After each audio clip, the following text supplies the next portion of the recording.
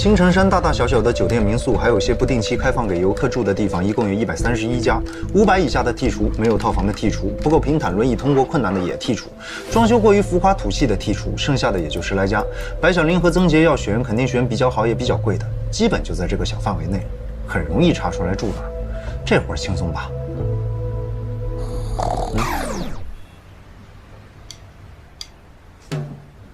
李 Sir， 德兄。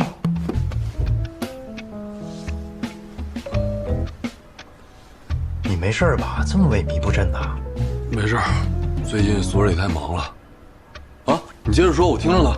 说到哪儿了？啊，白小玲要找的酒店你都分析出来了，可以啊。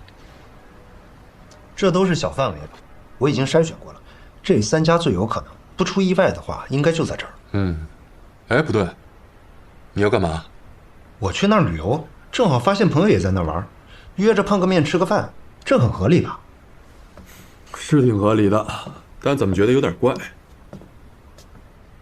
大哥，我做事你就那么不放心啊？不是不放心，这是谨慎。谁知道你会不会又惹什么乱子？那我也要去。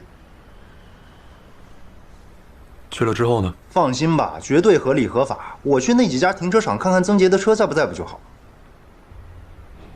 行，那你去吧。到了之后跟我说一声。跟你说了也没用，你能帮我监控曾洁啊？肯定不行。哎，真希望没事啊。能有什么事儿？白小玲今天给我打电话了，我总觉得她好像也觉得会有什么不好的事情发生。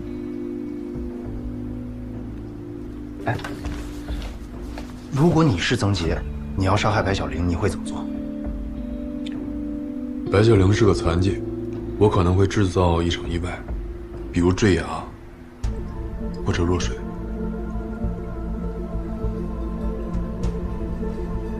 这是我最不希望发生的事情。我也不希望，你不希望，你也不干点活。我干什么活啊？我不能把曾洁抓了吧？开玩笑呢。哎，那个白小玲电话跟你说什么？不告诉你。 他跟我说刘威了。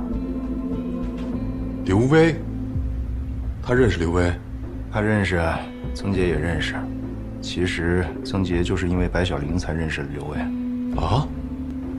你别啊，我也很震惊。之前我所有的逻辑分析推断都没有想到是这样的。你看我干嘛？接着说呀。真相背后真的全是逻辑。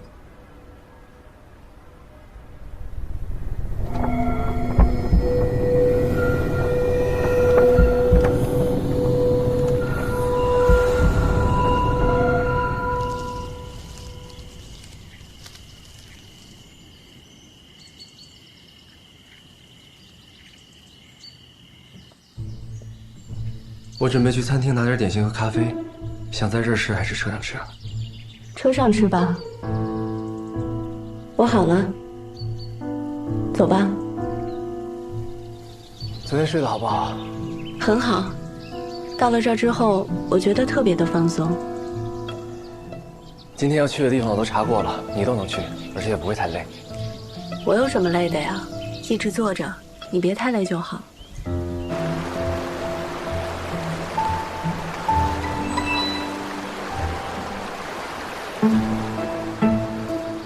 这个是我们认识后你第1个生日的时候我送你的。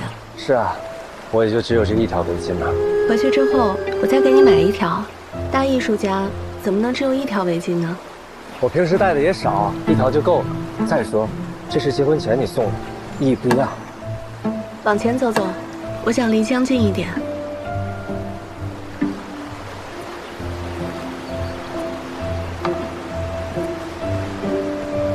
来吧。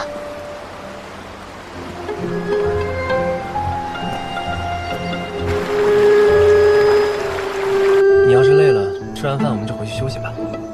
我一点都不累，你累吗？我也不累。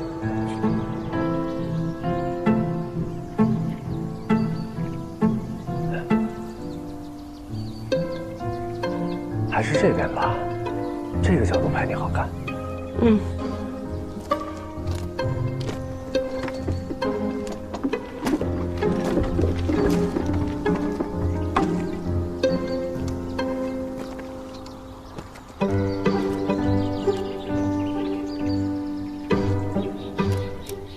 你好久都没用过这台相机了吧？我记得你一直都不喜欢用手机拍照。手机是方便，但是没景深啊。哎，晚上咱们吃柴火鸡怎么样？离住的地方不远，有家店评价还不错。回酒店叫送餐吧，你肯定累了，好不容易出来玩一趟，晚上你可以喝点酒。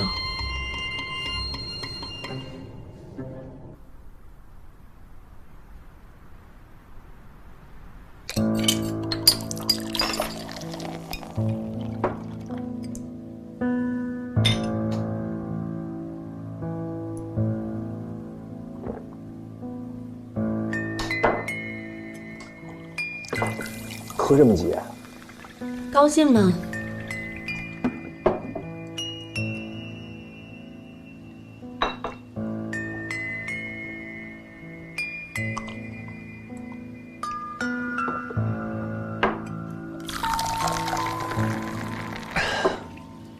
还来？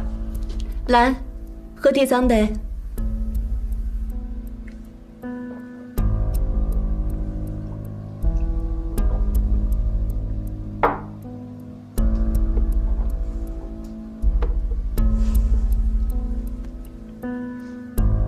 问你个人，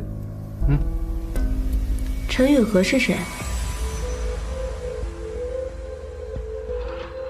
我同事啊，陈副院的女儿，你们见过的。前年学院院庆晚宴的时候，她不是还跟你打招呼去了？你跟他多久了？她只是我的同事。说实话呗，在我车祸前还是车祸后？曾杰，别不好意思，不要脸的事你干的还少吗？我能直接问你，肯定就是确认过了。她只是我的同事，陈副院的女儿。你跟陈雨禾又是图什么？图她年轻，还是图她是你领导的女儿？你领导很开放啊，居然能受得了自己的女儿给别人做小三。你打算跟我离婚，跟她在一起吗？胡说八道，我怎么可能是那种人？怎么不可能？你跟我结婚不就是因为我家有钱？你还惺惺作态，装出一副艺术家的样子，还要跟我签什么婚前协议，让我相信你根本不在意我爸的财产。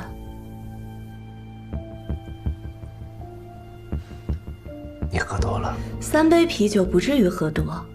曾姐，你承认不承认？结婚后你就是在一直掏空我家的财产，你挺厉害呀。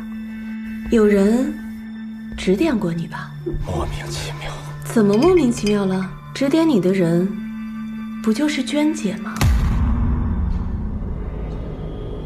娟姐你不会不记得吧？娟姐总不能又是你的同事。曾姐，我真是没想到，我老公居然还跟富婆谈过呢。你吃软饭是早就打好优良基础了。白小玲，你说话的时候把嘴巴给我放干净一点。娟姐她就是我的一个客户，以前的客户，她买过我的画，在我最困难的时候，她帮助过我。我跟她之间的关系，我跟你一样清楚。他给你钱，还带你去日本治胃病，他还教你怎么对付我。曾杰，别遮遮掩掩，你要是承认自己的过去，我还觉得你有点骨气。再说了，也不是每个男人都能吃大姐赏的饭。白小玲，你要干什么？我不干什么，我都坐轮椅了，我能干什么？那你刚刚提这些，你要干什么？我只是想知道，我现在对你来说算什么？我会不会像林芳一样？林芳是死在你面前的吧？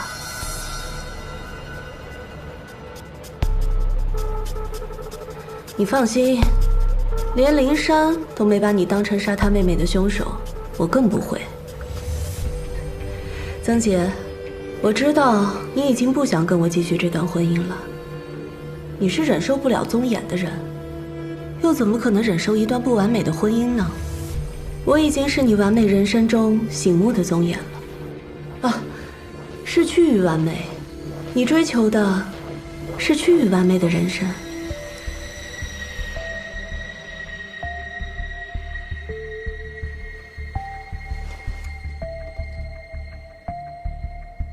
白小玲，直说吧，你到底想干什么？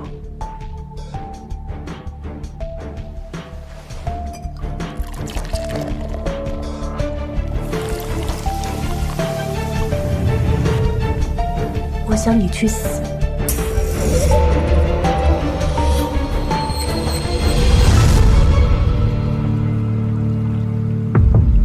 怎么样？风平浪静吧？暗潮汹涌。你现在住着1、2千的酒店，然后泡着澡享受着，我怎么感觉你一点不紧张呢？这不是有张野赞助吗？要我自己怎么会这么好奢啊？怎么找到曾洁和白小玲了？废话，我一大早就来了。这要找不到的话，岂不是侮辱我的专业？他们啊住的酒店就是我昨天分析的第一家。啊，行，你分析的准确。我今天上午啊到了现在的停车场去看了一圈，曾洁的车没在，不过这停车场里也没多少车，大多游客都已经把车开出去了。哎，我给我姐和我姐夫送东西，他们说晚上才回来，刚开车出去了。你姐是？就是坐着个轮椅的。哦，是的，他们刚出去也不到半个小时，你姐夫开车带他走的。好嘞，谢谢啊。没事。哎，那他们有没有说他们是去山上啊，还是去江边啊？他们先去的江边溜达，我隔得远，他们好像也没太多沟通，大概30、40分钟吧，曾洁就推着白小玲走，我悄悄地跟着，他们也不着急，所以车开得很慢。我猜测曾洁是不是要搞一起车祸？不过现在旅游公路上都有监控，再加上车祸可能把他自己给伤了，他也不敢明目张胆。曾洁他们去了一家餐馆，我没敢跟进去，就在车里啃了个面包。不过那家饭馆应该不错，曾洁应该是专门查了攻略，专门去吃的。哎，你吃什么呢？哦，我食堂打的饭，今儿值班。你继续说，你讲讲他们吃完饭去哪儿了？嚯，那可厉害了！曾洁带着白小玲去爬山了。不是，推着轮椅爬山啊？坐缆车上去了，到了山上找一个可以推轮椅的地方晃悠了一会儿。曾洁还给白小玲拍了几张照。哎，曾洁那相机不错，应该挺值钱的。哎，人家是艺术家呀。得了吧，他就是个做陶瓷的，他又不是摄影师，能弄清焦段就算他厉害了。他俩在山上待的时间挺长，我猜测曾洁是要搞个意外让白小玲坠崖。好在山上的游客人来人往的很多，他更不敢明目张胆。你这想象力有点太明目张胆了吧？你现在是不是见到曾洁就觉得他要杀人？我不就是怕曾洁对白小玲动手才跟来的吗？我真服了你。你值班吧，我还要给本次盯梢行动的赞助商汇报一下今日行程呢。曾洁怂了？你信不信当初林芳的死跟曾洁有关？信的。那你觉得曾洁会怂？不一样。以前的曾洁啊，一无所有，拼就拼了，什么事都干得出来。现在呢，名利双全，做什么事都有顾虑了。那他带白小玲来旅游图什么？你真信曾洁是为了修复关系啊？明天我接着跟着。曾洁要是想对白小玲下手，他就一定不会怂。他们今天去的地方，大多都特别适合制造意外。我觉得明后天啊，曾洁主要是挑那些合适的地方。那你得盯紧他呀。可我离不了太近啊。我给你派2个人过去吧。这样也好。行，明天一早我就让他们过去啊。嗯。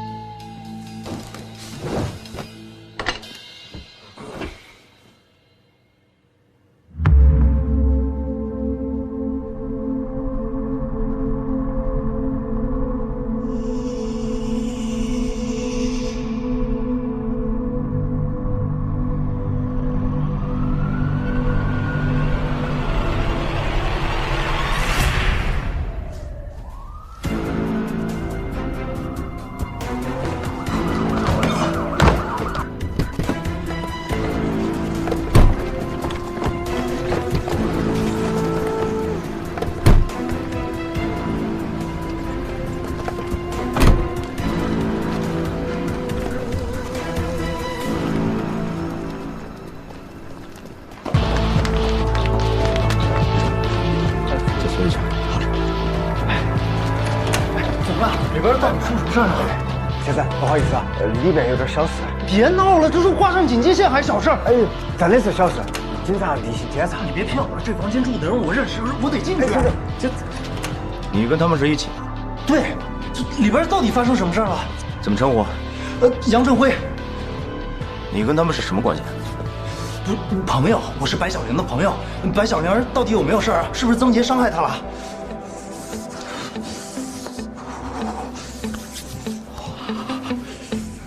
你呀，先回去换身衣服，咱们下去好好聊一下。这里边到底怎么了？喂，什么情况？你看见人了吗？我现在马上过去。这样，你现在去哪个公安局，你就把那儿的地址发给我，好吧？你到哪儿就把哪儿的定位发给我，好吧？我1个小时就到啊。你快点啊！那个，对，亲爱的，我有急事，我先走啊。你什么意思啊？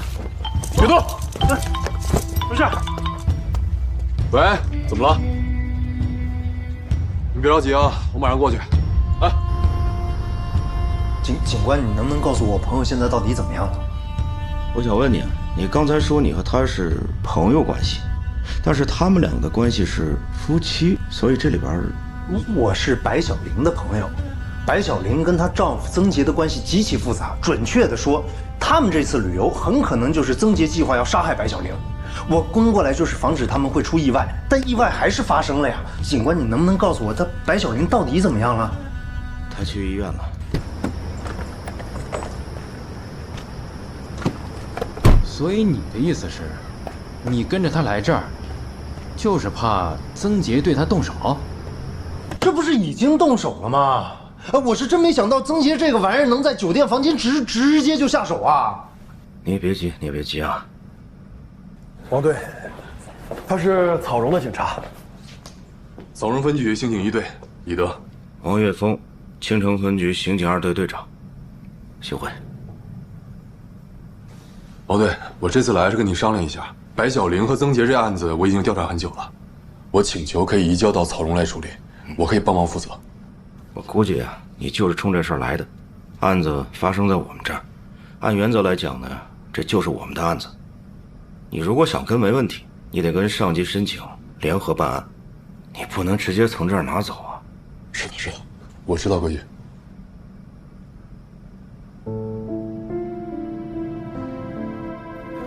李德，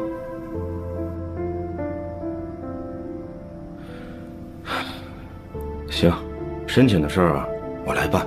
啊，既然你跟了这么长时间了，咱们就联合办案。您认识我？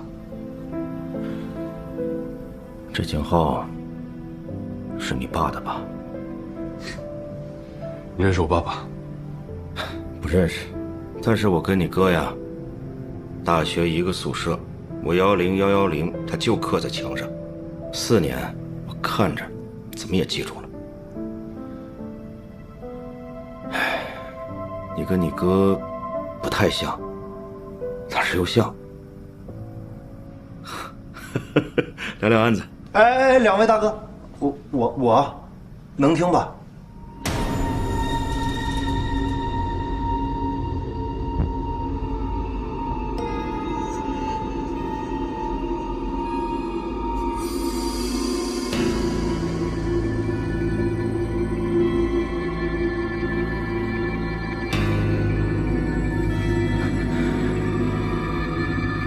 救护车什么时候到？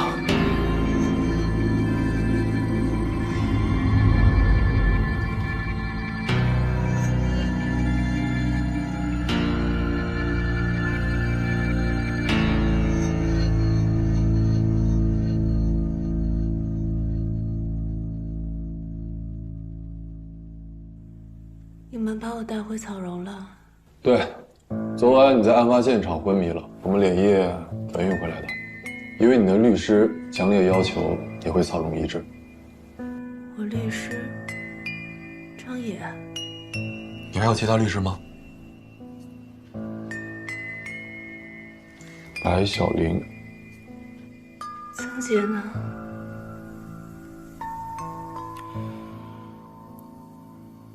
根据医生的检验报告，你的头部没有任何受伤痕迹，所以当时发生的事你都记着呢吧？历历在目。是你们问，还是我自己说？你自己先说说吧。曾杰是我先生，我们这次是提前计划好去旅行的。我的情况你们也看到了，所以整个旅程都是曾杰安排的。我们开车去，他订了酒店，想好了要去玩的地方。我因为坐轮椅，已经很久没有出过门了，所以我很开心。但到了青城山，开车出去玩了之后，我开始觉得有些不太对劲。哪里不对？其实前几天，我朋友就劝我不要去的。他们觉得曾杰想要对我不利。你朋友是谁？一个视频博主，叫大灰灰。你说的是他们？还有谁？张野。大灰灰和张野在调查曾杰，发现了一些他的事情，所以他们认定，如果我去旅行，会有危险。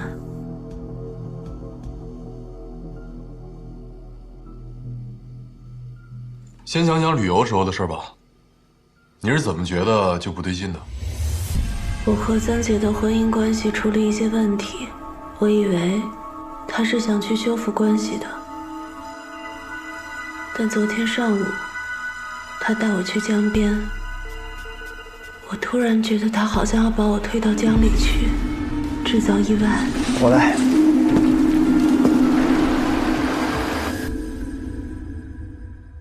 他有什么具体的行为让你觉得？他选了一段比较陡的路，把我推得离江边很近。我当时吓坏了，又不敢说什么，只能说些好听的话。这是我们认识之后，你第一个生日的时候我送你的。是啊，我不就这一条围巾吗？回去之后我再给你买一条。大艺术家怎么能只有一条围巾呢？这是结婚前你送给我的，意义不一样啊。幸好当时江边还有不少游客，有人离得很近还在拍照。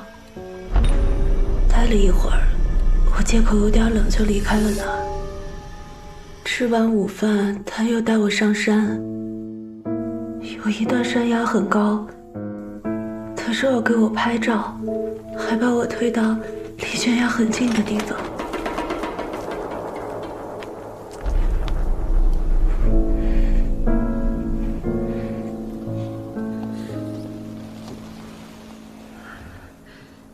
再给我拍几张吧。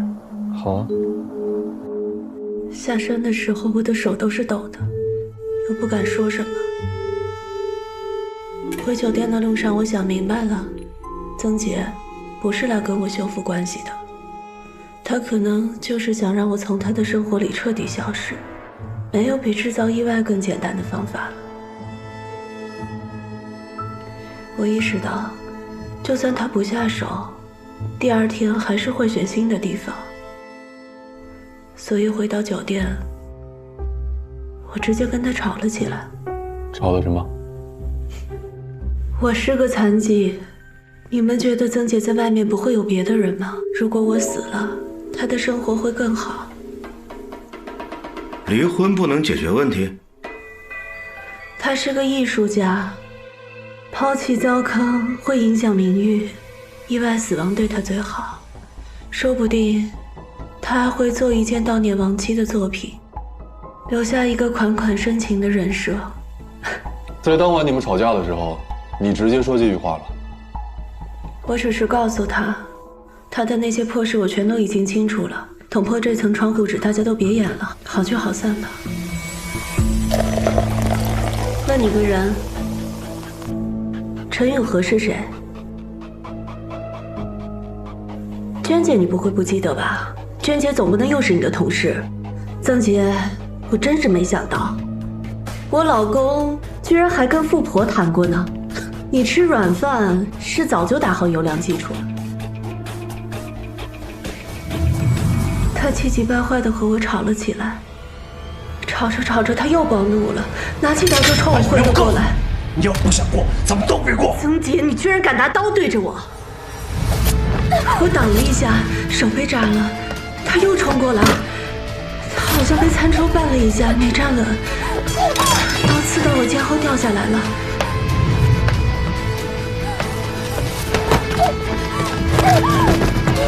刀掉在我身边，我吓坏了，拿起刀就冲他挥了几下。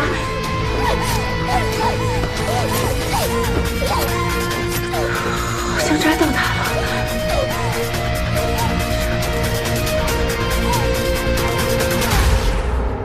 好像扎到他了。你扎了他几次？2、3次，3、4下，太乱了，我记不清了。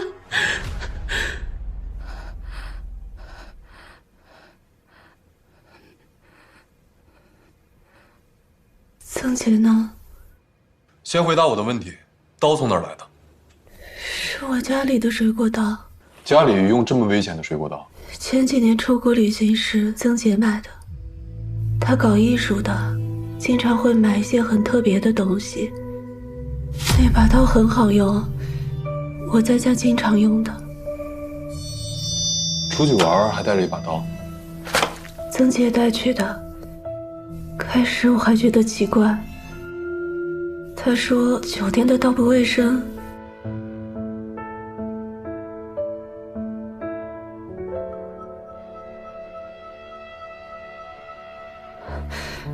警官，曾杰到底怎么样了？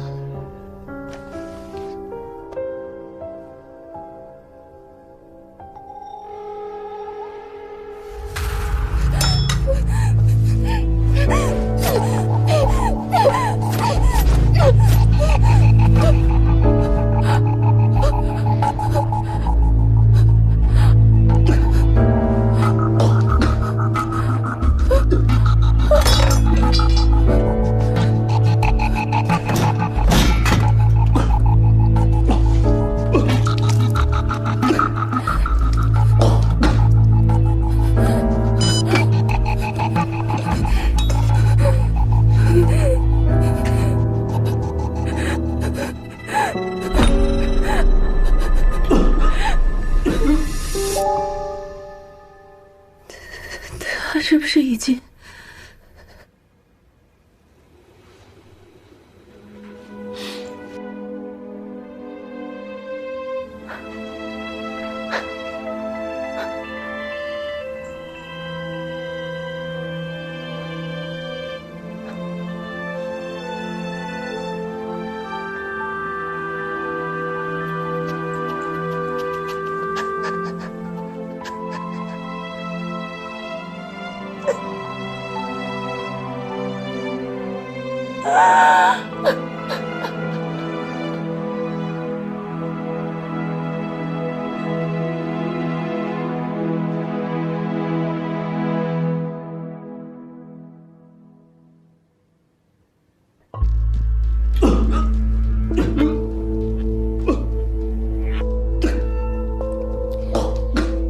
儿子，你要是有个孩子就好了，那个婆娘就不是个过日子的人，赶紧跟她把婚离了，重新找个姑娘，生个孩子，趁着妈的身体好，还可以帮你带几年。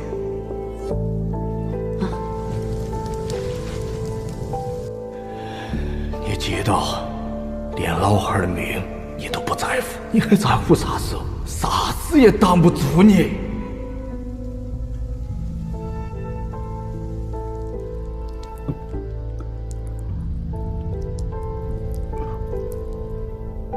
想成功嘛，总得一步一步来。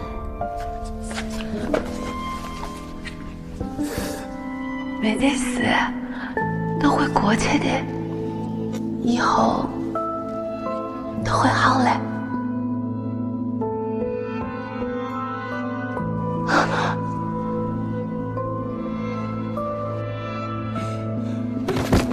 对不起，小芳，对不起，我就这么一个门儿啊，没给彩礼就算了，他才给你1年多哎。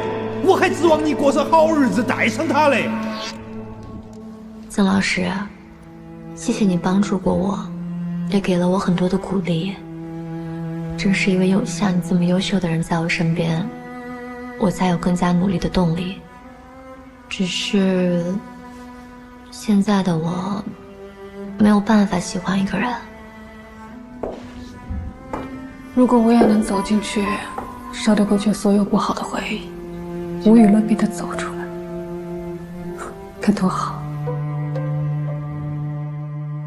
那你可过得真苦啊，曾教授。不过幸好还有我能给你慰藉。不过，虽然我真的很喜欢你，但是我不会把青春都给你的。曾姐，我从来没有被人这么欺骗过，没有被人这么背叛过，我从来没有这么憎恨过一个人。那是我第一次喝酒，很快就醉倒了。当时我周围是乱七八糟的画架，画上是歪七扭八的线条，可我就看着那些笨拙的笔触，一点点活了，画上了雨，云撞上风，风吹落雨，雨写成火，和光同尘，唱我目中无人。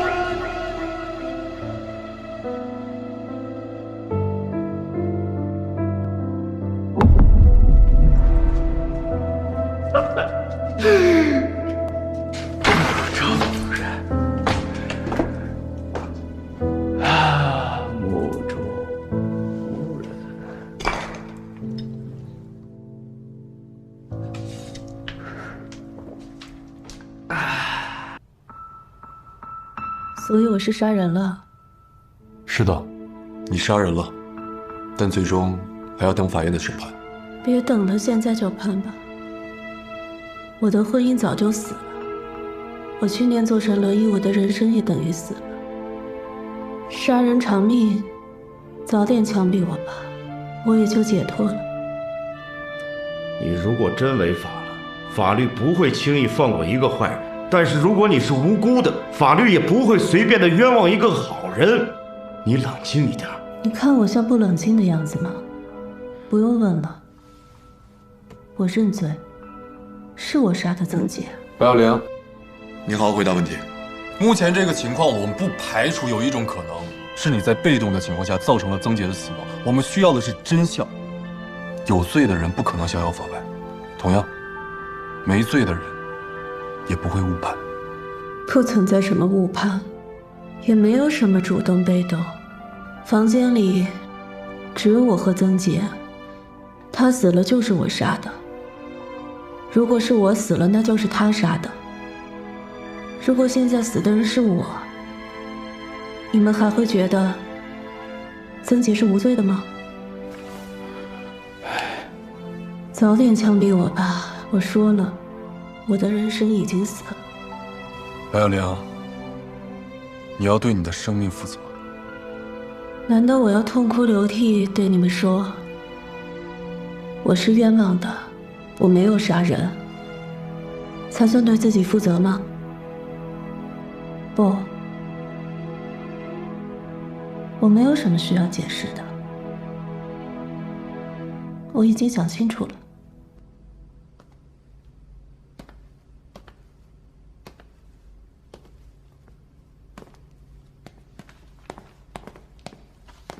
怎么了你？报了那么多案子，真没见过这样的，连替自己辩护一句都不肯。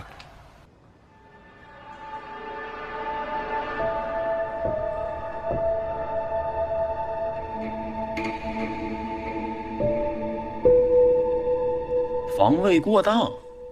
不是，怎么可能是防卫过当呢？是这样啊，我的当事人出过车祸，一个站不起来的柔弱的女子面对一个健硕且健全的男子，他能防卫已经是奇迹了，他怎么可能防卫过当呢？立德，在白小玲去旅游之前，我就多次跟你说过，曾杰可能会对他下手。现在曾杰咎由自取，你们怎么还怀疑白小玲了呢？大灰灰，你先别激动啊！哎，不是，你怎么混进来的？是这样啊，我介绍一下，杨正辉，我的助理。啊？你以为我不认识他呀？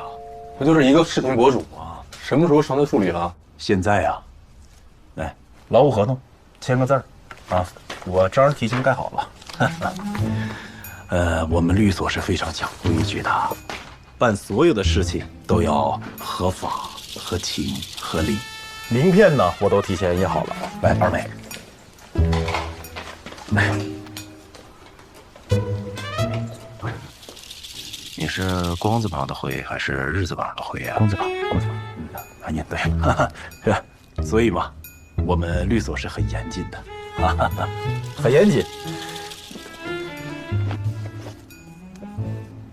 不好意思啊，咱们这儿不能抽烟。啊，啊，我不抽。我这人吧，就好拿个范儿啊。有事儿说事儿呗，您摆什么谱啊？啊，是，说事儿啊，说事儿。曾杰呢，与我当事人婚姻存续期间啊，曾多次出轨，而且这个出轨对象繁多。您看啊，这儿呢只是其中的一部分啊。这个是我当事人啊很早就收集到的证据，也曾经提出过离婚，但是我的当事人啊太善良了，一直在纠结，对这个曾杰和这段婚姻还抱有一丝的幻想。但这个曾杰不一样啊，他是不想离婚的。为什么？因为他是靠着我当事人的家庭财富，过着远远超出自己经济实力的生活。最大的问题是，他很有可能成为离婚的失败者，所以我相信他有杀害白小玲的动机。只有这样，他才能将我当事人的财产占为己有。再说这个其次啊，去年的11月24号，这个曾杰位于水源村的工作室发生过火灾。当然，李警官，我相信您都了解过，对吧？虽然没有直接证据，但是我相信这个火灾是冲着我当事人来的。因为当这个曾杰得知了白小玲到3楼休息以后，他制造了火灾。他呢，自己却准备了全套的完善的逃生设备。但幸运的是啊，白小玲提前离开了现场，逃过一劫。这个呢？哎，这个虽然没有实质性证据，但它是个参考。火灾发生1个月以后，白小玲驾车发生了车祸，导致了残疾。但是巧了，前一天是曾杰替她做的汽车保养。白小玲给我看过她跟朋友的通话记录，车祸的原因就是刹车失灵。对呀，好好的车子刚保养完，怎么刹车就没了呀？说了，这些事儿呢，其实我们都知道。哎呀，所以说，咱们警察同志还是非常严谨的嘛。还有啊，还有那个林芳的案子和这个案子是两码事儿，并且目前还是属于推测的阶段。我只是建议啊，仅仅是建议。这个曾杰，你们得好好查查。我觉得他很有可能不是第一次杀人，很有可能是个惯犯。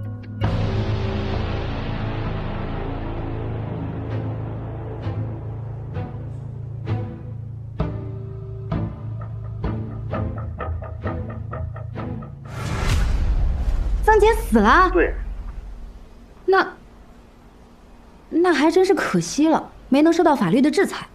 可问题现在是白小玲有一些麻烦，法院多半会判她防卫过当。他反正有的是钱，你让他请个律师帮他。有律师，但律师不是全能的呀。我是想，如果这个时候能把林芳的事情弄清楚了，多半会对这个案子有帮助的。你想让林珊去报案？如果是这样，那当然最好。我们先不说林珊她认不认这件事情，就算她认了，就算让她去，她要怎么说？你是想让她自首是吗？你想让她去，你就自己去找她吧。这件事情我做不到，我也不知道怎么做。哎，意料之中。可是我去找灵山也没用啊，这么多年前的案子，就算现在重新查出是曾杰，对现在的案子也没有什么帮助。是从逻辑上来说，会没用的。是吧？老赌是硬了的。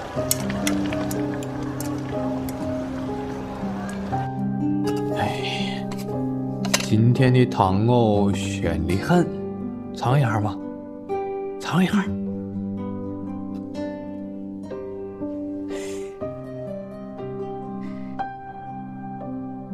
咋个样？来，吃菜吃菜吃菜，来，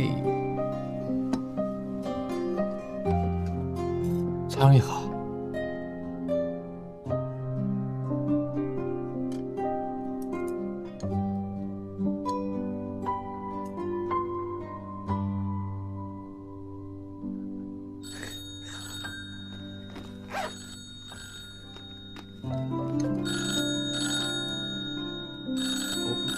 我接过电话。喂，你是哪个？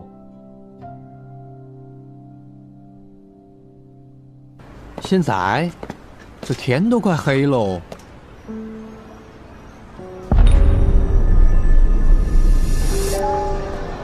你来草荣本来应该请你吃家大饭店，没想到忙这么晚。这家还行，今天凑合吃。工作期间啊，吃什么都无所谓。等这个案子结了，你得请我吃顿好的，到时候咱俩再喝点。喝一顿。当年啊，我跟你哥上大学的时候，有事儿没事就偷着跑出去喝顿酒，那才有意思。真的？我跟我哥都没喝过酒。没事，不是我哥，咱说案子。我倒是觉得有几个疑点。说说看。曾杰完全可以选择在江边或者悬崖上动手，而白小玲是在轮椅上啊，他选择一个危险的地方推一把，查起来会很大。对于我们来说，也很难判定到底是意外还是预谋。白小玲的证词说，曾杰第一天带他去的地方全都是景区，游客非常多，曾杰是没有机会下手。而且你看啊，杨振辉几乎把他们所有的行动路线全都拍成照片了。从他提供的照片来看，那游客确实是多。你别说曾杰了，你换成派我去，我都找不着机会下手。没错，但曾杰完全可以选择第2天或者是第3天，找一个人少方便的地方动手。他明明有更好的选择，为什么他偏偏当晚迫不及待的要在酒店动手？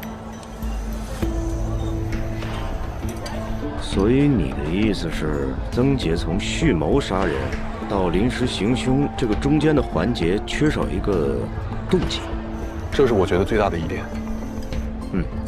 我赞同。第2点呢，曾杰的检验报告出来了，一共被捅了3刀，1刀左肾，1刀肝，1刀肺。捅的也太准了吧！你给我一把刀，只是让我捅，我都捅不了这么准。就是因为这么准，我反倒觉得更像是偶然。你想，那白小玲学的专业又不是西医，她又不是职业杀手，她怎么可能刀刀致命？是啊，这力度也是惊人。一个正常人怎么可能有那么大的劲儿捅得那么深？一个正常人在情绪爆发状态下呢？但她不是啊，她是个残疾，而且还是个女人，怎么会有那么大的动静？所以我按你这个逻辑往下捋啊，会不会是有人帮助白小玲行凶？从现场勘查和监控调取，的确是没有其他人，而且凶器上也只有曾杰和白小玲2个人的指纹。我不觉得会有其他人，也相信人在危急的时刻会有惊人的力量。但你不觉得这一切都太巧了？咱们就顺着这个，如果白小玲杀曾杰不是正当防卫，而是蓄意杀人，那她直接在家下毒不就好了？她一个柔弱女子，自己拿把刀去跟曾杰拼命，这胜算太低了吧，太草率了。而且你想，咱们平时判定一个案子，一定要看的就是疑犯的动机，还有更关键的是什么？是他的收益。白小玲死，受益最大的是谁？无疑是曾杰。白小玲一死，他家的钱可都是他的，他家的房子、车，那之前可都是在白小玲一个人的名下。反观白小玲呢，如果曾杰死，他能得到什么？房子、车、钱，那本来就是他的，只有一个动机：曾杰以前有出轨的行为，但他犯不上因为这点事就跟曾杰拼命，鱼死网破，然后给曾杰陪葬吧。咱们之前审他的时候，审讯情况、现场证据都指向正当防卫，可他呢？他什么态度？他连辩解都懒得多说一句。从白小玲的状态来看，的确不像是故意杀，但我就是觉得不对劲。有疑问是好事，有疑问咱就接着查，但是这中间有很多地方已经很明显了，咱就别自己给它复杂化了。那个白小玲那个律师张野，我贼看不上他，但是人家说的话是有道理的，都说得通，对吧？是。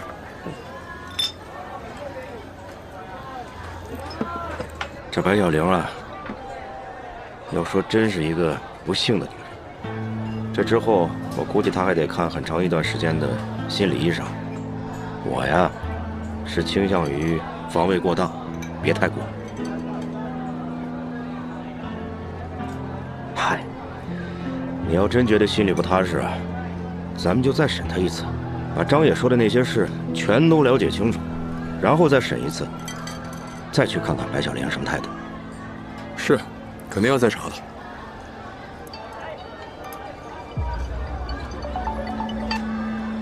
喂？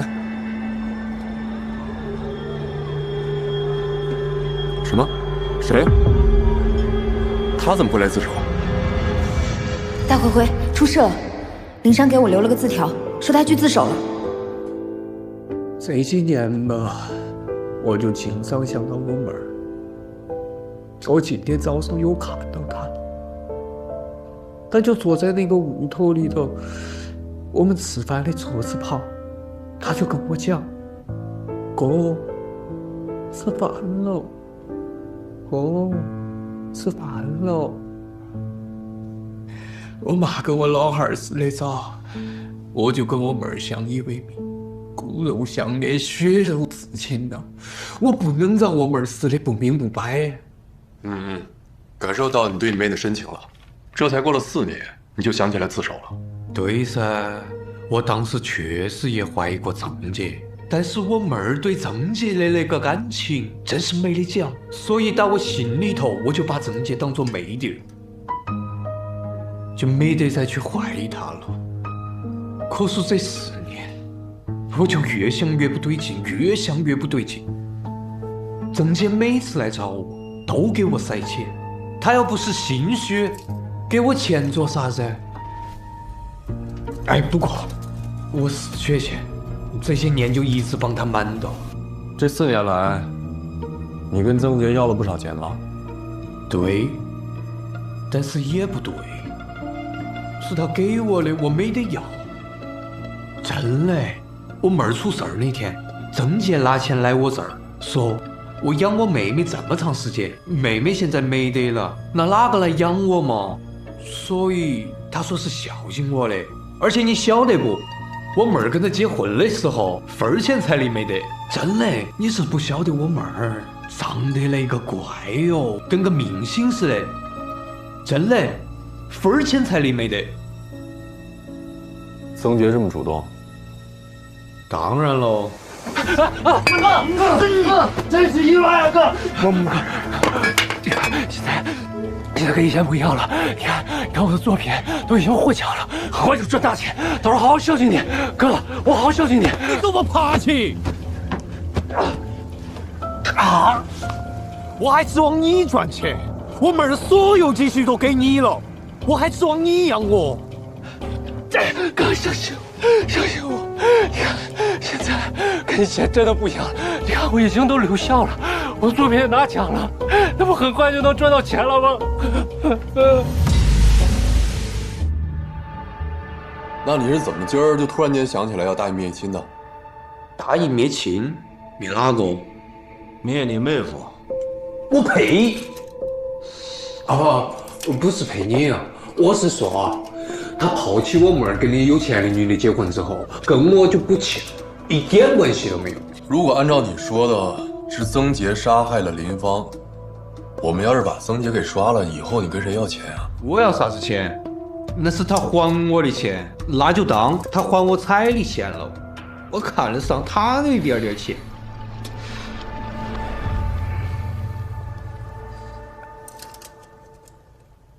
警察同志，哎，能吃个烟不？啊，不抽烟的。喝口水也可以，水。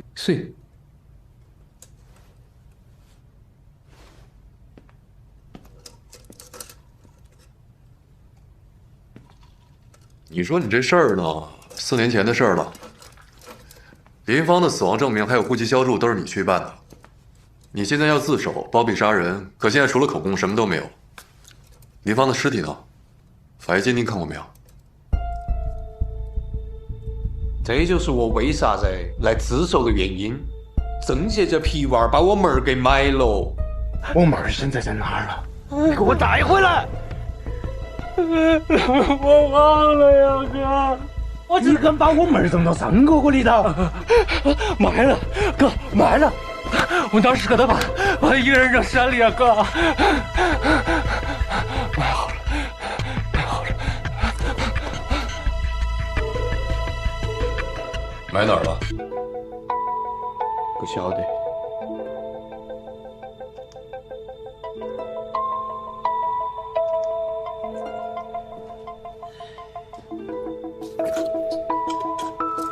你说你连埋哪儿都不知道，就敢相信你妹是心脏病突发意外死亡？就是啷个说了，郑杰当时撞得太像个人了，所以我就信了。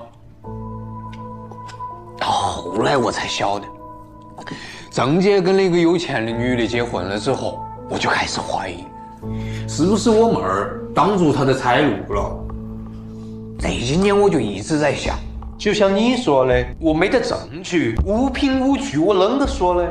我说啥子你们才会相信我噻？可是今天早上，我妹儿跟我说完吃饭后，她就跟我说：“哥，我不能死得不明不白呀，你得替我做主。”我听完这个话。我就坐在院外头，我就一直在想，我到底来不来？这不知道天黑了，我才来自首。那你为什么来这儿自首？干嘛不直接去你们村里或者镇上的派出所？说话。郑杰在操弄啊，你们方便抓他噻。那你知道曾杰把林芳的尸体埋在哪儿了吗？具体我不晓得，但郑杰当时注册的公司应该有记录。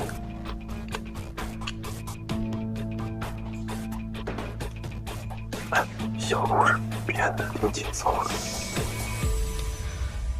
张小红刚发消息给我，说林珊居然去自首。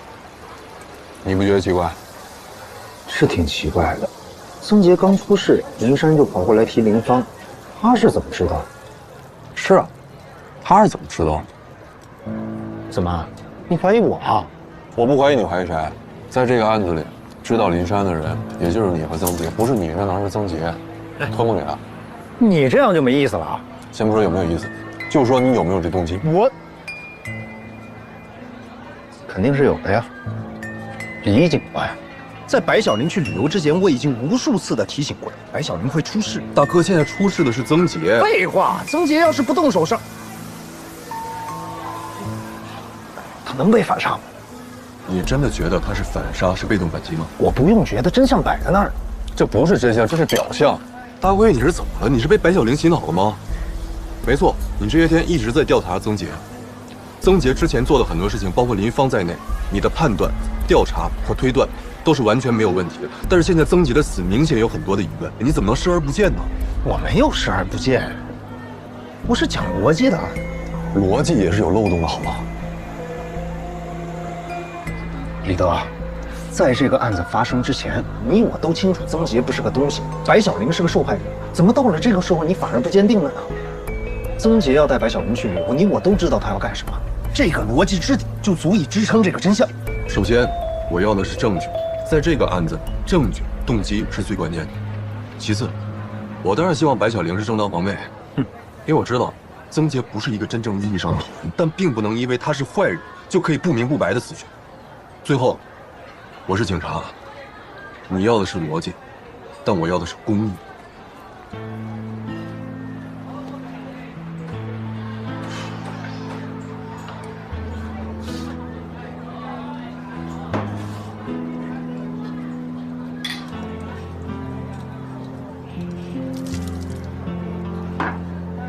办案期间不能喝酒，就你事。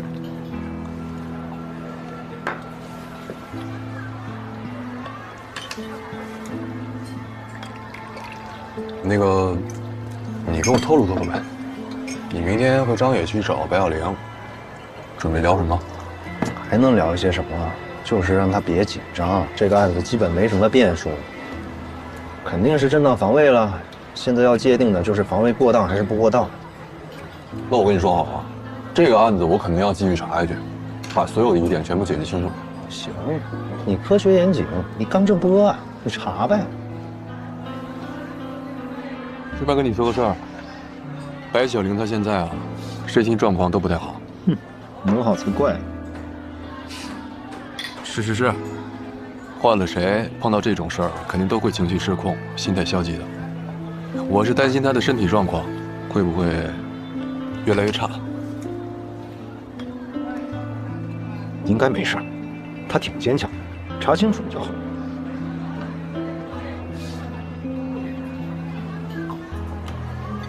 哎，冷静！办案期间不能喝酒。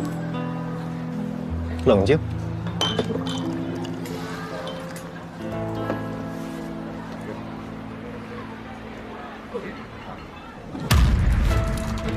曾杰，曾杰，你听说了吗？还大学教授呢，还被包养过。天哪，还是女学生呢，衣冠禽兽啊！是不是你们学校的？哎，好像还家暴呢。哎，听说啊，还杀了前女友，天天出轨，渣男啊！啊，被捅死了吗？太可怕了！哎，这事儿果不其然在网上引起了讨论。现在什么博主啊、公众号啊、微博呀，都在转发这事儿。现在这个信息速率太快了，说不定这是好事儿。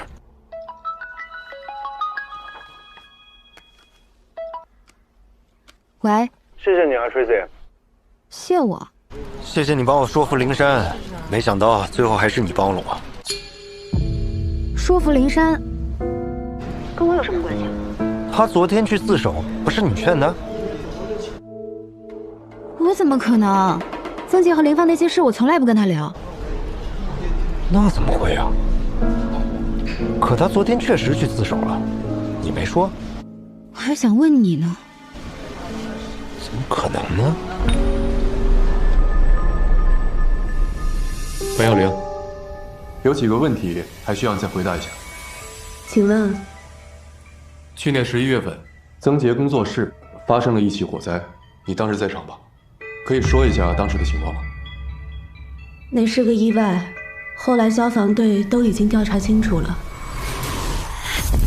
炭盆点着了沙发上的毯子，当时工作室2楼没有人，烧着了蔓延开了，把整个工作室都烧光了。那你是什么时候离开的？具体时间我记不清了，大概是火灾前1个多小时吧。在发生火灾之前，你是不是跟曾杰还有他的同事说，你累了，想要去休息一下？对。曾杰是不是以为你当时正在工作室的3楼？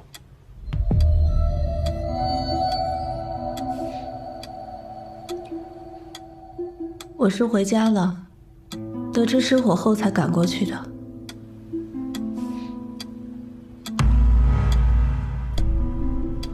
在火灾之后的1个月啊，你发生了车祸，当时的情况还记得吗？记得。我约了郊区的大师，去给我生病的父亲祈福。路上，哎，你怎么一个人开车去了？你老公没陪你吗？他忙着呢，我好不容易约上大师给我爸祈福，等他时间不知道到哪天了。哎，你等我回来啊，到时候我们去按摩。行行。哎，怎么刹车踩着没反应了？不能啊，你是不是踩错了？怎么可能真没反应了？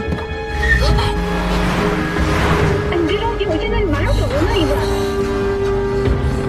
怎么办？我现在速度很快，我怎么停下来啊？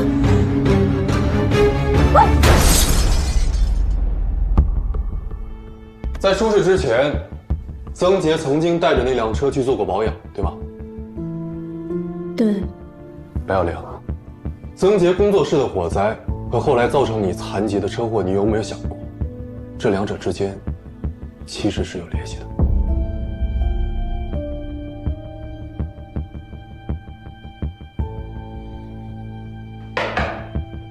问你话呢，你觉得会不会是？会不会是曾杰故意想杀了我，对不对？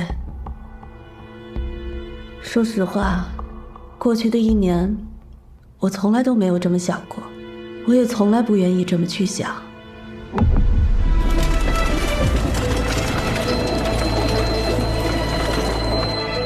你是我丈夫，是我选择要共度一生的男人。我们在一起的时候，大家都劝我不要选他，因为他家境贫寒，配不上我，因为他只是一个收入微薄的老师，一个赚不了多少钱的陶艺家。但我义无反顾地选择了他。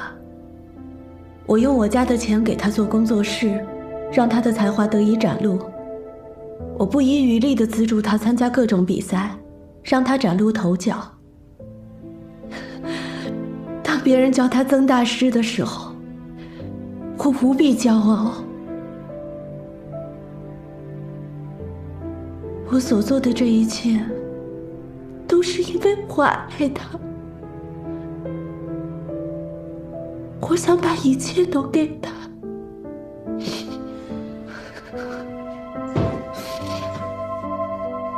我知道他在外面有人，我安慰自己，只要他还愿意跟我在一起，我装作不知道就是了。到后来，我们的问题越来越多。去年我想过离婚，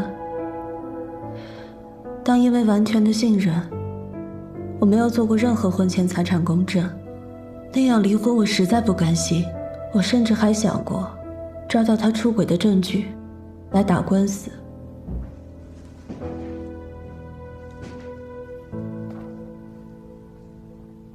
先喝点水。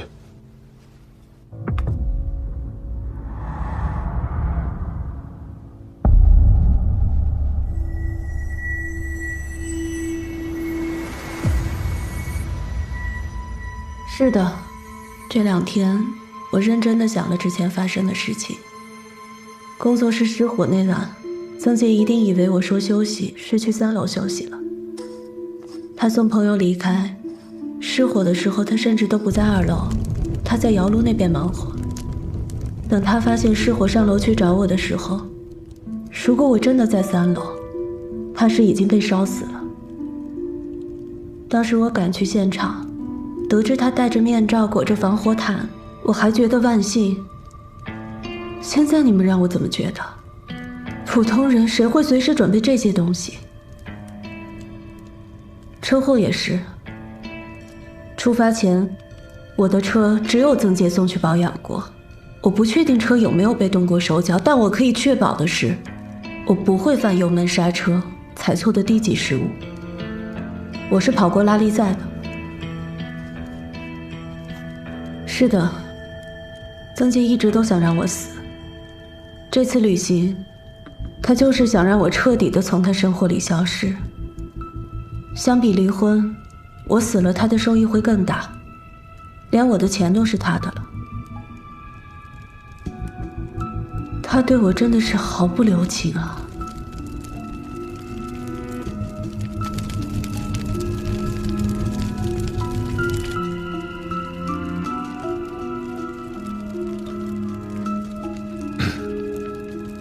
你的这些情况我们都了解了，现在就看法院那边怎么界定。至于是不是防卫过当，还需要进一步的研判。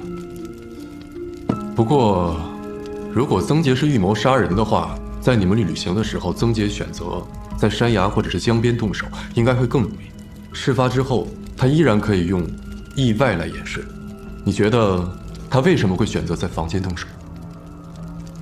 这样做的话，即使得逞了，也很难逃出法律的制裁。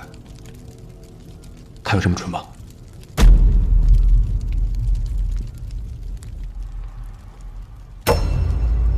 那天晚上我跟他摊牌，想说索性就离了吧，所以我把我知道他的一些乱七八糟的事情就都说了出来。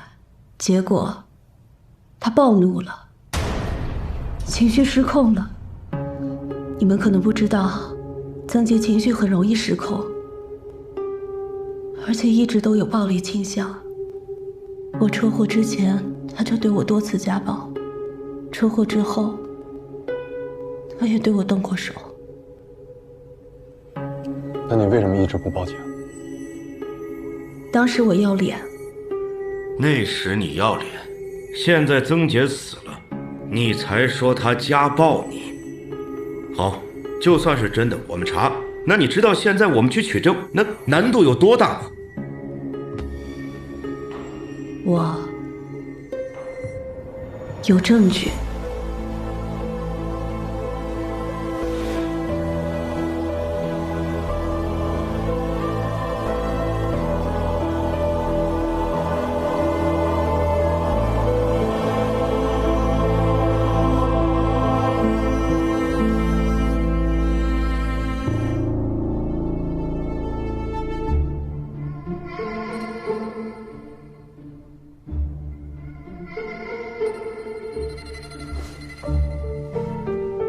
我答应的事情肯定会做噻，我是讲信用的。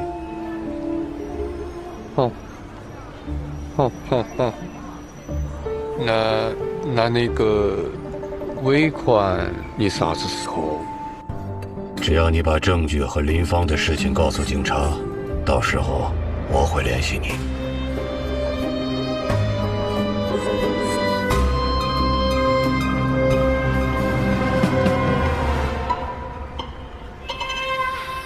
现在曾杰死了，你才说他家暴你，我们怎么去帮你取证呢？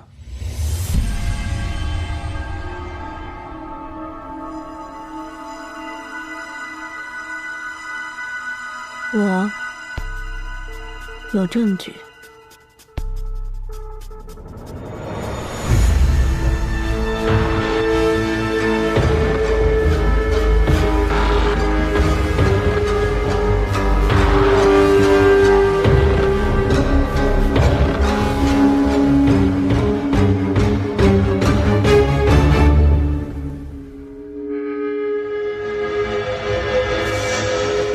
家里装监控，拍这些。对，我说过，我想过要抓曾杰出轨的证据，所以在家里安装了摄像头。在自己家这么做，应该不犯法吧？所以说，曾杰在你出车祸之前就经常家暴你。结婚1年后就陆续开始有了。严格的说，很多时候是我找打。我也不是那种百依百顺的妻子，经常会惹怒他。我觉得曾杰有心理问题，他经常会容易失去理智的暴怒。每次我们争吵，基本都会发展到他对我动手。监控没声音，如果有的话，可能你们也会觉得我说的话很欠抽。但和他暴怒一样，我也控制不了自己在争吵的时候，会说出一些很伤害他的话。白小玲，你的视频……的确，你的视频这样看非常有说服力。但是是经过精心剪辑的。不剪辑的话，会有很多我特别狼狈的样子，有很多我衣着暴露的样子，还有我不化妆的素颜，这些没有必要留下吧。所以说，你收集曾杰对你家暴的证据，收集了1年多的时间。原本我是准备打离婚官司必要情况下再拿出来的。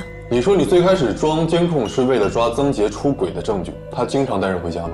我以前经常外出，不确定他会不会带回家，但从后来的情况看，他很谨慎，从来都不会在家里做些什么。我就是好奇啊，抓出轨不应该把监控装在卧室吗？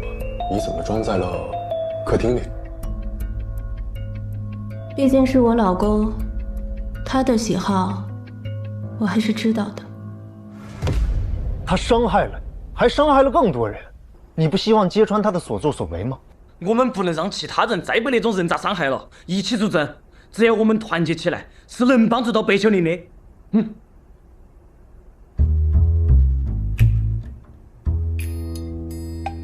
让我来作证，可我不想露面。之前我跟曾杰的那些事儿，我后悔还来不及。他的事儿，以后别再找我了。我早就不想再跟他有什么牵扯了，最多点蜡烛，放句话，摸一下他。这还是看在我是他学生的份上，能理解吧？难道说还要我当面缅怀他？是让你站出来告诉大家，曾杰是个败类，玩弄女性还私通杀妻，你缅怀他做啥子？你还真觉得他是好人呐？我又不是为他哭的，我只是在缅怀自己的青春，怎么会改成那样的人？死了？天哪！发誓真的会应验吗？老天有眼。不过跟渣男恋爱过的回忆，确实挺丢人的，我也不想再听。哎，这姑娘说的也没错，那我们就不打扰了。怎么着？给他们钱都不干？这不是钱的事儿，这几个女孩要么不想再牵扯进来，要么就觉得人都没了，这时候站出来也没必要了。难道就让曾杰干那些破事儿就这么烟消云散了？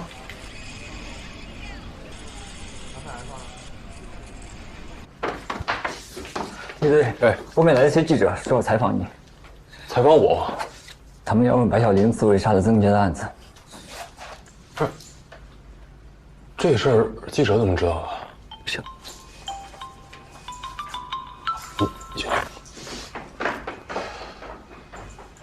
喂，张局。哎，网上的舆情非常严重，说这个曾杰搞婚外情、骗财骗色，他老婆都残疾了还要把他杀了，都在骂他死有余辜。尽快把案子落实掉，要给民众一个交代。当然，必须查清楚，不能出错。好的，放心。这几篇帖子在全网已经开始转发起来了。这叫好事不出门呐。哎，你看那个，已经有大 V 在发帖，不少人都开始转发了。行啊，会玩。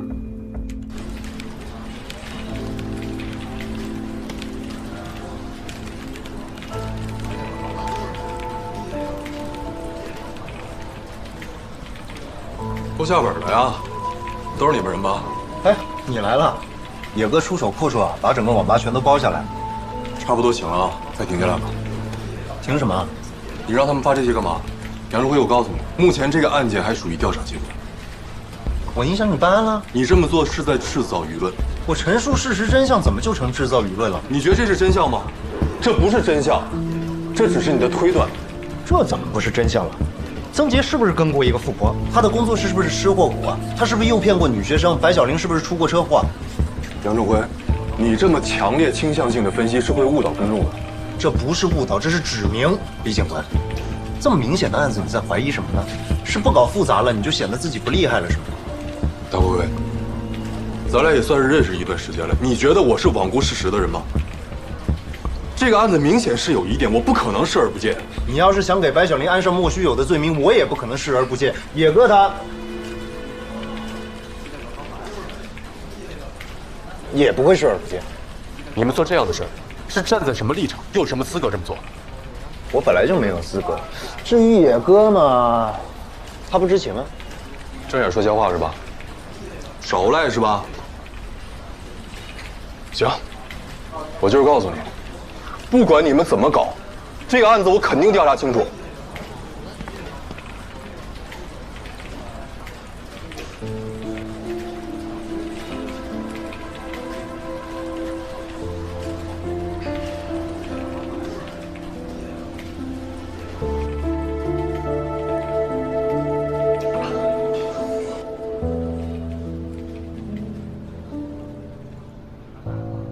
这东西你们是怎么弄来的？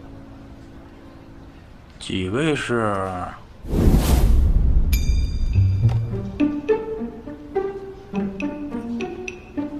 哦，行业大佬。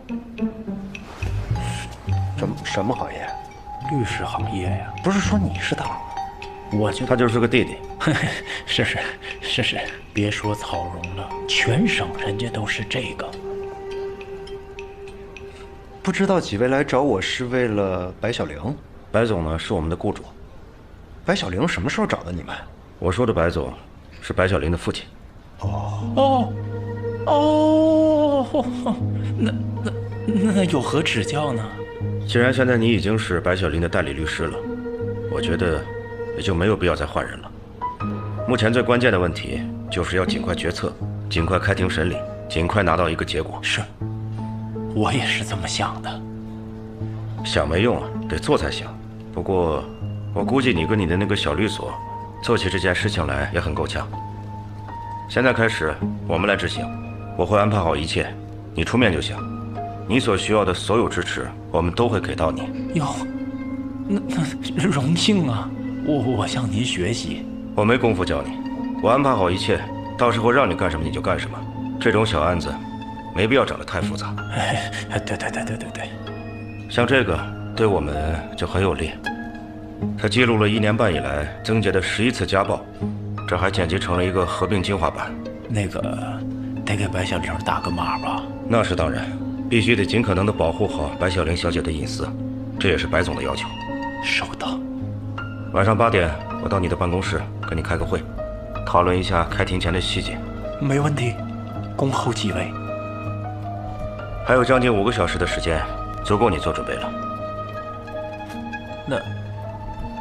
那慢点儿，大哥。这白小玲她爸可真行啊，这么顶级的律师团队都找来了，妥了，这案子妥了。哎呀，你说人家这视频弄的，要不说是顶级团队呢，我得想想办法，我也得把自己弄顶级喽。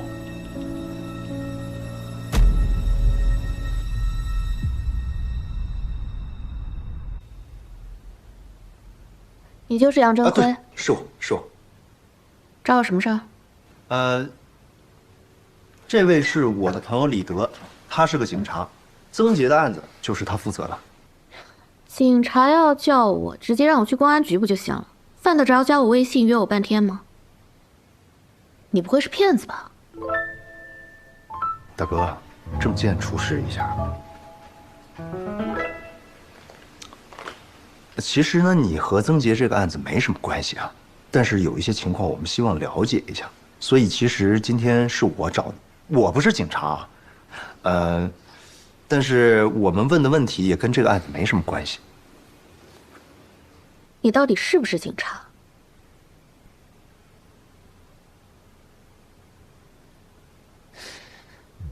不过，你跟这个案子没什么关系，现在也不是警方询问，所以呢，你想聊就聊一聊，不想聊，我们也无权过问。行，聊呗。网上的新闻我都看到了，知道曾杰出事了。你知道曾杰结婚了吗？我当然知道，我父亲是他的直属上司，我怎么可能会不知道？那知道你还和这种人？这种人，他是哪种人？你觉得他是哪种人？渣男。对啊。无所谓了，他现在已经不在了，杀人不成反被杀，连自己站不起来的老婆都打不过。还好我早就跟他分手。不然，真觉得有点丢人。你觉得曾杰会想杀了白小玲？网上不都这么说吗？咱们先抛开网上那些不确信的消息，以你对曾杰的了解，你觉得他会对白小玲下手吗？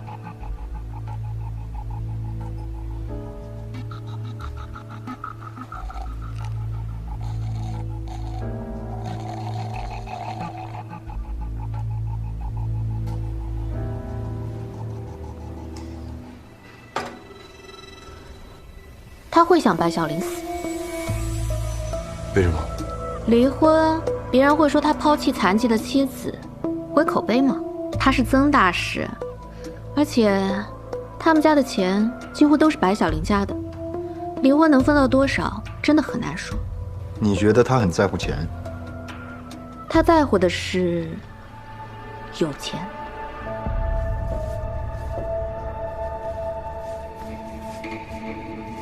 回房间换一件吧，这件拿去洗。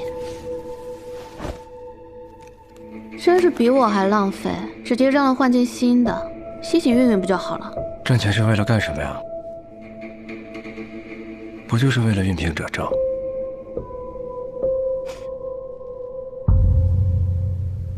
所以啊，杀了白小玲，不但钱留下来了，还自由了。以你对曾杰的了解，你觉得他会对白小玲下手吗？会。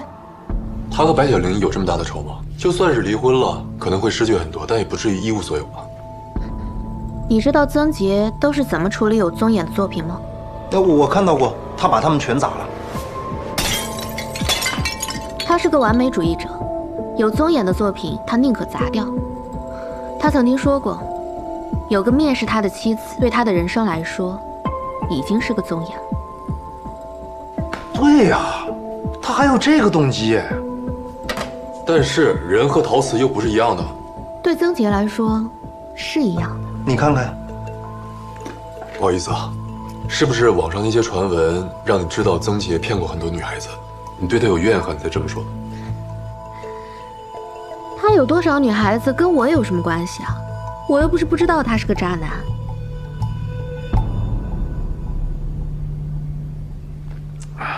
那咱们没什么问题了吧？谢谢你，陈小姐。对了，还有一件事情，不知道白小玲有没有告诉你？当然，这件事对我来说不是什么大事儿，但是我觉得大部分女生都会非常介意。什么事情？其实，曾杰他自己也有一个宗眼。他是不是有什么残疾？应该叫隐疾。这不可能吧？我没有必要污蔑他，他都已经不在了。我的意思是，如果白小玲以这个作为理由跟他离婚，他一定会非常愤怒的。我提一个假设的问题啊，假设你觉得白小玲会对曾杰下手杀掉他吗？会吧？为什么？他跟他不是玩玩而已。白小玲把自己都嫁了，结果没想到自己嫁了这么个玩意儿，换谁不得崩溃啊？如果是我，我也会想杀了他吧。不过至于敢不敢，会不会，我想应该不会吧。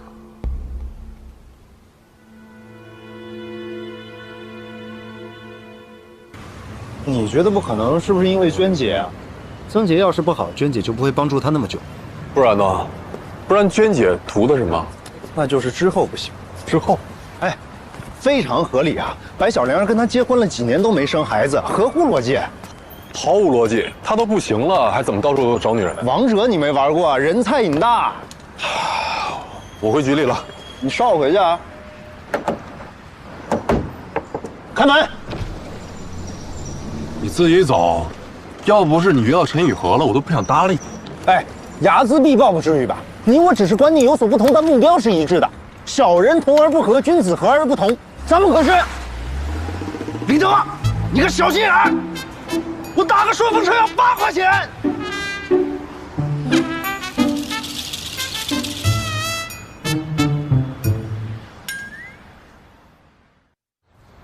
毕竟闹出人命了，要是人没死，一点事儿没有，哪知道刀刀致命？这不是老天让曾杰死吗？现在这情况，就等着吧。怎么说的，好像已经胜利在望了？现在不也挺好吗？他因为身体原因取保候审，不用一直在看守所待着，这就是胜利在望啊。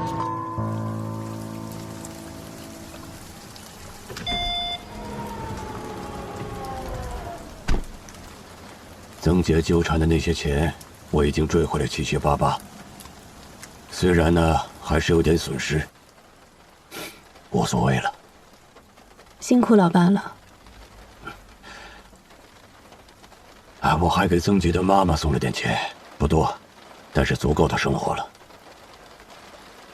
我烦他。如果他继续闹，那不就更烦？林珊判了吗？判了，包庇罪加敲诈勒索罪。案发以后我联系他，他能第一时间去自首，也算是个言而有信的人。挺好。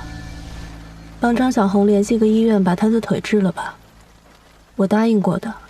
会有安排，还给他留了点钱。不过我听医生说，他已经错过了最佳的治疗时期。即便能站起来，但以后都是个瘸子了。挺好。跟站不起来相比，瘸算什么？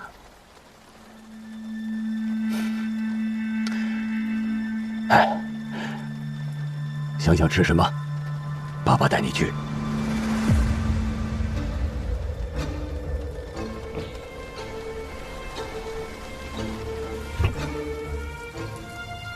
我想想啊。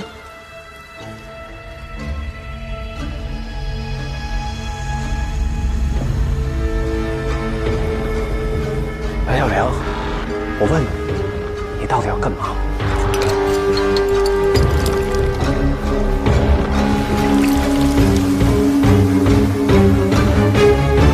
我想你身败名裂，让别人都知道道貌岸然的曾大师真实的一面是什么样的。我想你去死，你对不起我，对不起我父母，利用了我的情感，我的信任，耗费了我最好的年岁。我还想站起来，不再做一个残疾的女人。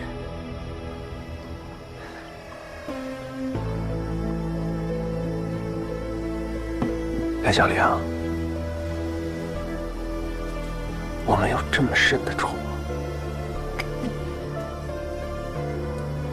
有，曾姐，我从来没有被人这么欺骗过，没有被人这么背叛过，我从来没有这么憎恨过一个人。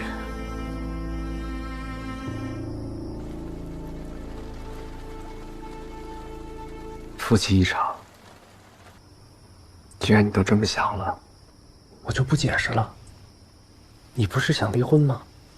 好，离。你不就是想要钱吗？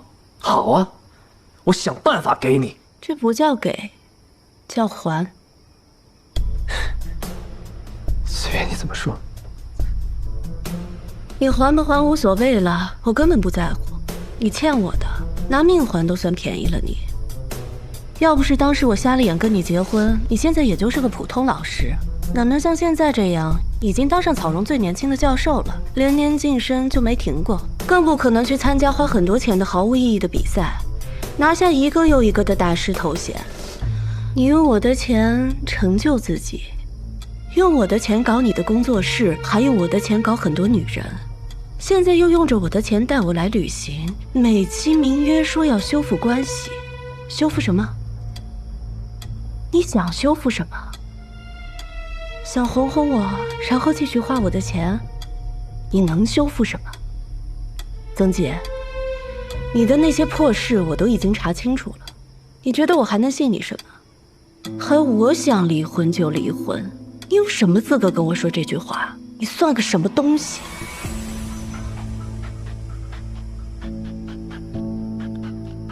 话真的不要说的这么难听。我一直没有跟你离婚，是我也不想让你过得太惨。其实离婚对我的影响并不大。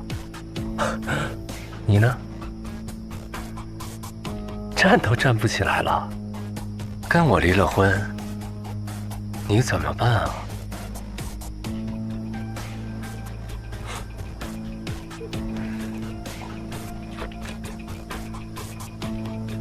离婚？你想得美！谁告诉你的？我双腿站不起来。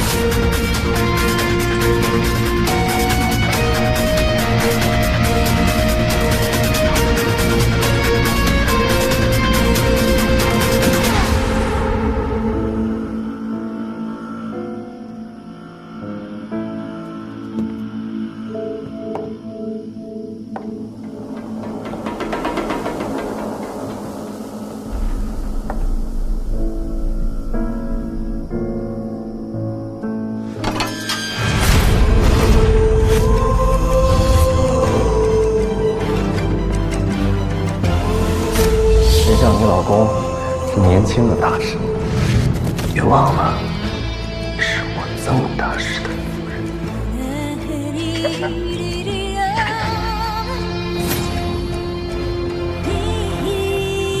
我要的不是离婚，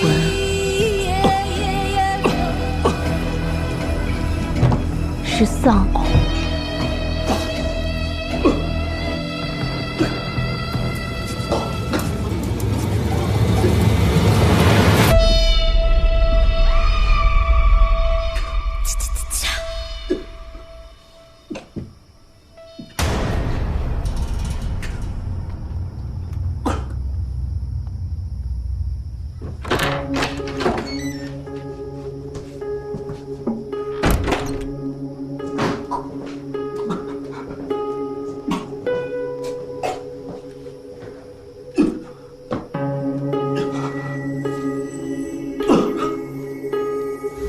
曾大师，这个反转惊喜吗？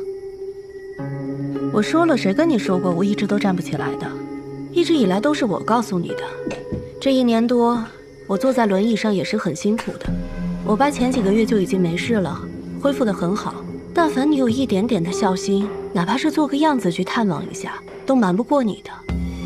别急，我会把一切都告诉你的。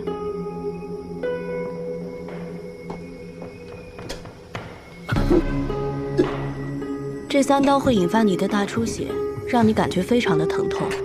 其实现在送你到医院还是可以抢救的，不过你没有时间了。我犹豫过要不要用这种方式，每次想放弃，你都会让我重新下定决心。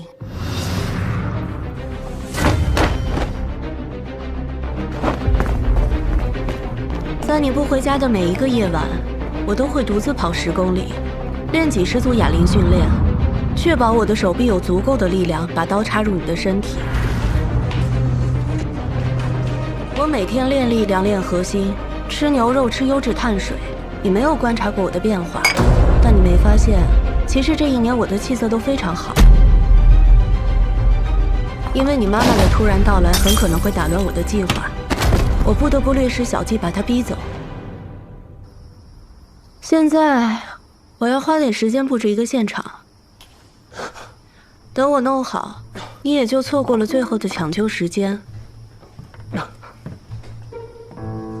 今天晚上因为我跟你摊牌提到了你外面有人的事情，所以你恼羞成怒要伤害我，你刺向我，我下意识抬手阻挡，你割伤了我的手臂。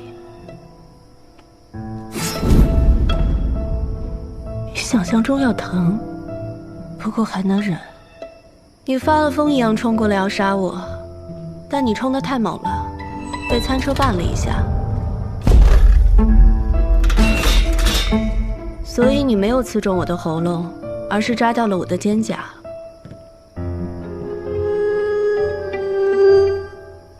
低一点儿，以后我还要穿吊带呢。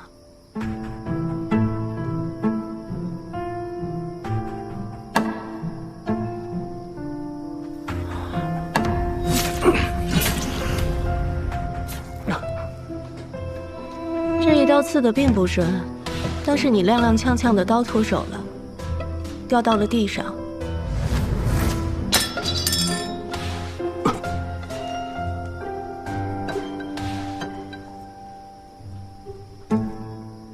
我拿到刀本能的自卫，你还要冲过来。第1刀就捅在你的上腹，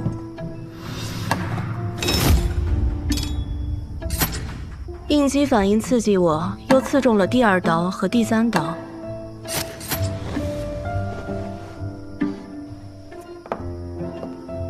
我吓坏了，又站不起来，慌乱中看到了酒店房间的应急按钮，我只能用力爬过去，按下钮报警。谢谢吧。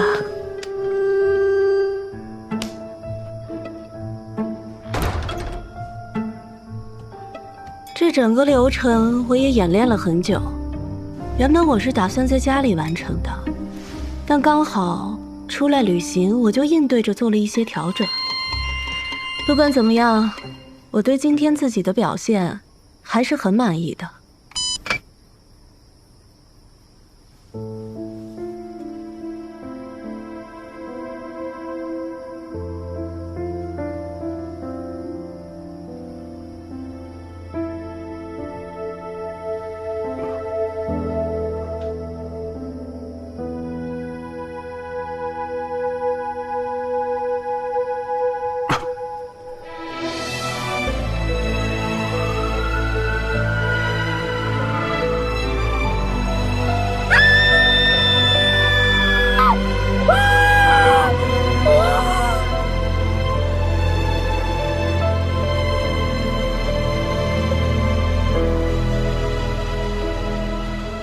爸，我们去吃大排档吧。小时候你常带我去的那家。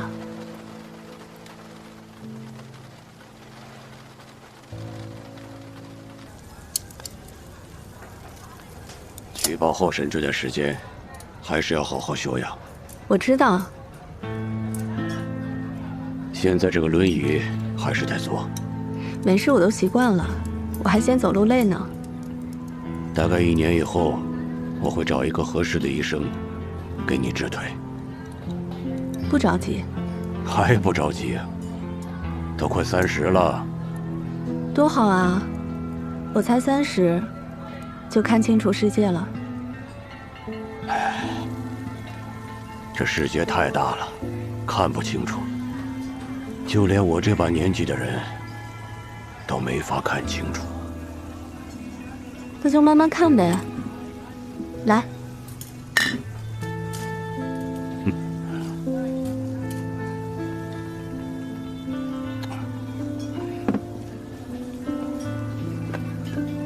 老白同志，奖励你的，我不告诉妈。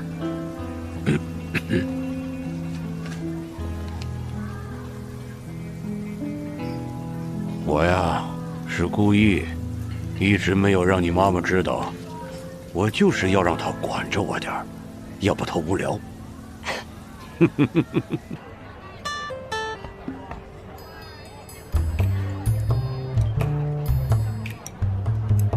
多久了？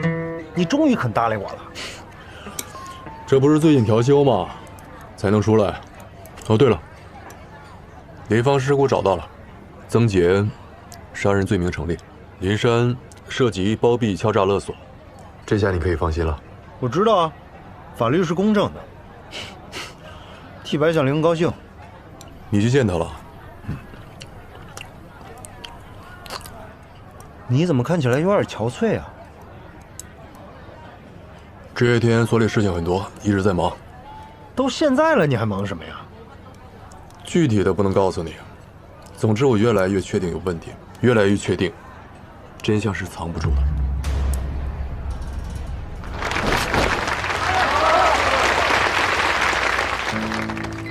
你的意思是？大乌龟，我来找你是因为信任你。可能你做了很多分析推理的视频，觉得自己挺厉害的，但是我不得不打击你一下，专业和业余的差距还是非常大的。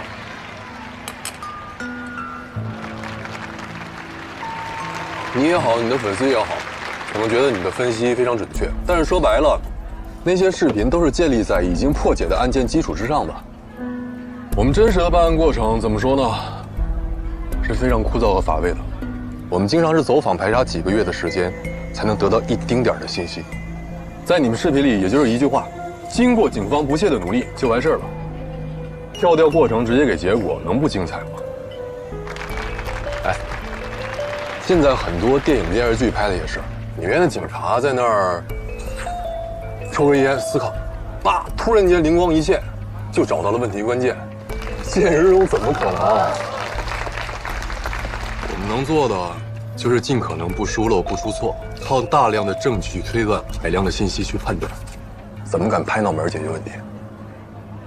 你说的业余和职业的区别就是这个？不，专业和业余最大的区别其实是视角。就拿刘威失踪这件事来说，你的视角最开始就已经锁定在刘威肯定出事儿，所以你看任何问题都是从这个视角出发的，你的视野就窄了。不是你看不到其他问题，是因为你的这儿心理被影响。从我的角度来看，这件事没有证据，所以绝不能先入为主直接下结论，而是应该就这件事存在的疑点逐一去击破和解决，从而建立视角。你等会儿，我拿手机记一下。这几句话还挺有意义的，我回头做视频可以借鉴一下。你呀，最开始我就问你愿不愿意做检查，因为我发现你的分析推导能力真的挺强的，对细节的把控也很敏感。你要是能更好的建立视角，算了，你就是做视频的，这些本事够用的。别，我还想提升呢，我才10几万粉。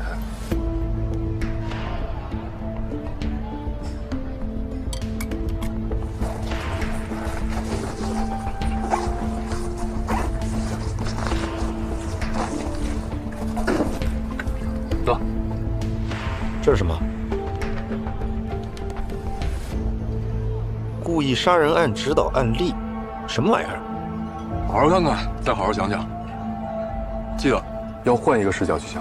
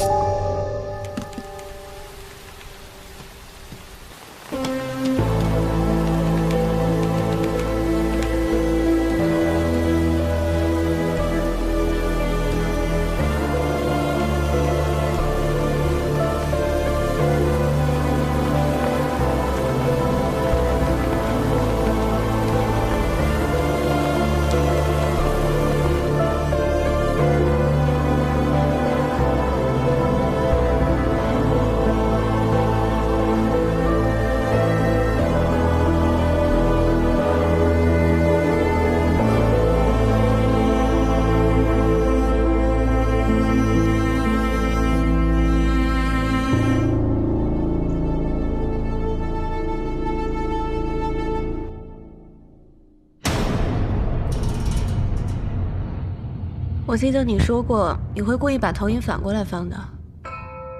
没错，我那么放是当一个氛围灯用，再就是提醒自己看问题不能太表面。那为什么又正回来了？也是提醒自己，看问题不能总是局限在自己已经习惯了的角度。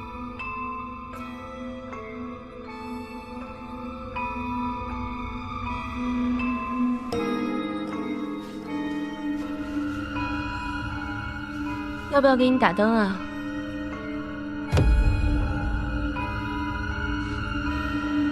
别费劲了。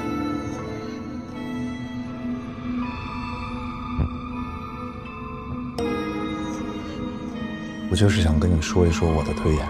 什么推演啊？你的。我的？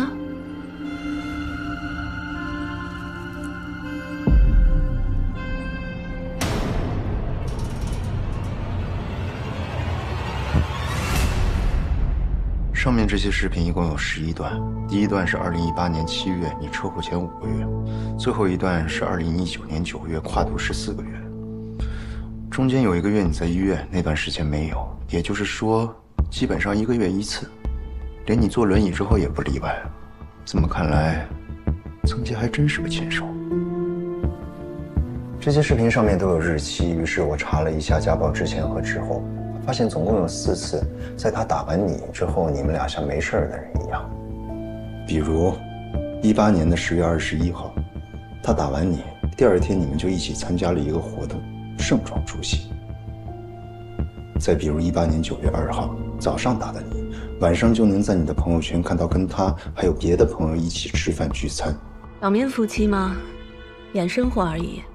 我总不能像个祥林嫂一样到处找人哭诉吧？我相信，但是还有另外一种可能，你要不要听一听？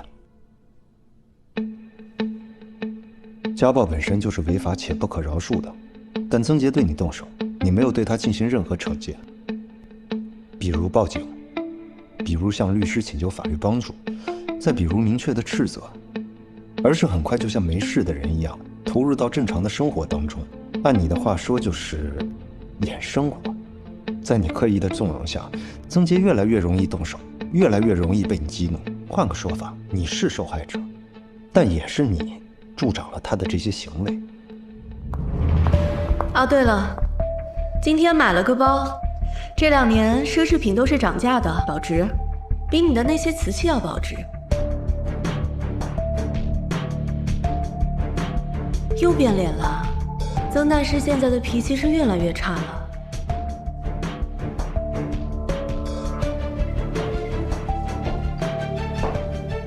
怎么，又想动手了？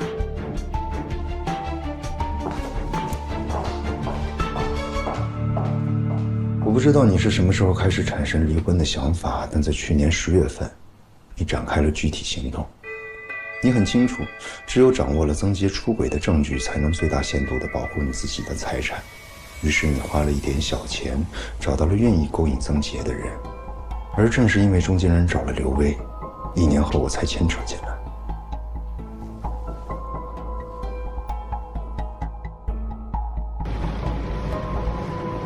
放心，拿了钱我会好好做事的。小薇去勾引你老公，而你去勾引张野。当然，不能用勾引这个词。你利用了张野，你很清楚他心里一直放不下。其实你根本没有打离婚官司的打算，你只是想把张野的注意力吸引过来，让他看到你是多么无助弱势的一个女子，让他从一开始就认定曾洁对你有多不好，这样在未来他就会成为你最好的帮手。况且他本身也是一个颇有能力的律所合伙人。没想到刘威出了意外，他反水了，还从曾洁那边顺走了一笔钱，让你们俩都毫无办法，只能自食其果。因为刘威的事情暴露，你没办法再用出轨的事情来压制曾洁。那个时候，你动了杀心。工作室失火那晚，你是提前离开休息，你说你回家了，但是你去了3楼，所以曾洁一直以为他看错了，其实他没错。聚会结束，你从3楼出来，你知道曾洁喝了不少酒，他一定会住在工作室，于是你把摊盘挪到了沙发旁边。火灾发生时，曾洁是一个人在工作室，他也喝了不少酒，很有可能会葬身火海。没料到的是，事发前2天，他单位刚好组织了一场防火培训，送给他一套逃生装置，曾洁就这么逃过了一劫。火灾事件后，你暂时没找到机会对曾洁再下手，而因为这次火灾，曾洁反而营销了一把，成了浴火重生的大师。如果在这样的情况下你们俩离婚，曾洁会损失一些钱，但她未来仍然大有前途，逍遥自在。你不愿意看到她那样，你必须要她死，所以你设计了一个需要很长时间的计划，将曾洁一步一步推入绝境。白小玲，你真的很厉害。快说啊，我迫不及待想听了。1个月后，你发生了车祸，准确的说是一起没有实际发生的车祸。你甚至很谨慎地将整个车祸的过程都通过手机向你好友进行了直播，让这场车祸变得真实确凿。车开进了公路边的沟里，而你也受了伤。但事实上，你只是轻伤，很轻很轻。轮椅是真的，但你残疾的腿应该不是。真希望不是。好，那我就说说为什么不是吧。我找到一份2手车交易鉴定报告，鉴定的车就是你那辆事故车。啊，你看这个呢，就是去年卖的，2天就卖脱了。车主呢是个女司机，开到马路牙子上去了。除了发动机的盖子，还有底盘有一点划伤。车况啊，好得很。车主价格开得非常低啊，估计呢是遭车祸给黑到了。刹车没动过？刹车？刹车没动过噻，跟原厂的一样，都还没过保。这车谁送来的？一份鉴定报告而已，说不定我是错把油门当刹车了呢。不会的，你知道不会，我也知道不会。那场车祸根本就没有让你残疾。你在医院躺了1个月，跨了个年，期间张野还去看过你，坚定了是曾洁要害。真精彩，继续。出院后，你的生活就变得简单，当然，是看上去的简单。基本上每天下午你都在咖啡厅看 QQ 阅读器，会去菜市场买菜。因为你是一个坐着轮椅的美女，所以菜市场的人很快都跟你熟了，知道你喜欢吃鱼，你老公喜欢吃肉，都觉得你身残但乐观，又极其贤惠。实际上，曾洁很少回家。你买那些肉，就是为了给人留下一个残疾、顾家、对老公好又贤惠的印象。这些人都是你培养的证人，在之前网络舆论发酵的时候，他们也都积极的上网发帖转帖支持你。那些肉，你都拿去喂了流浪猫、流浪狗。跟踪过你。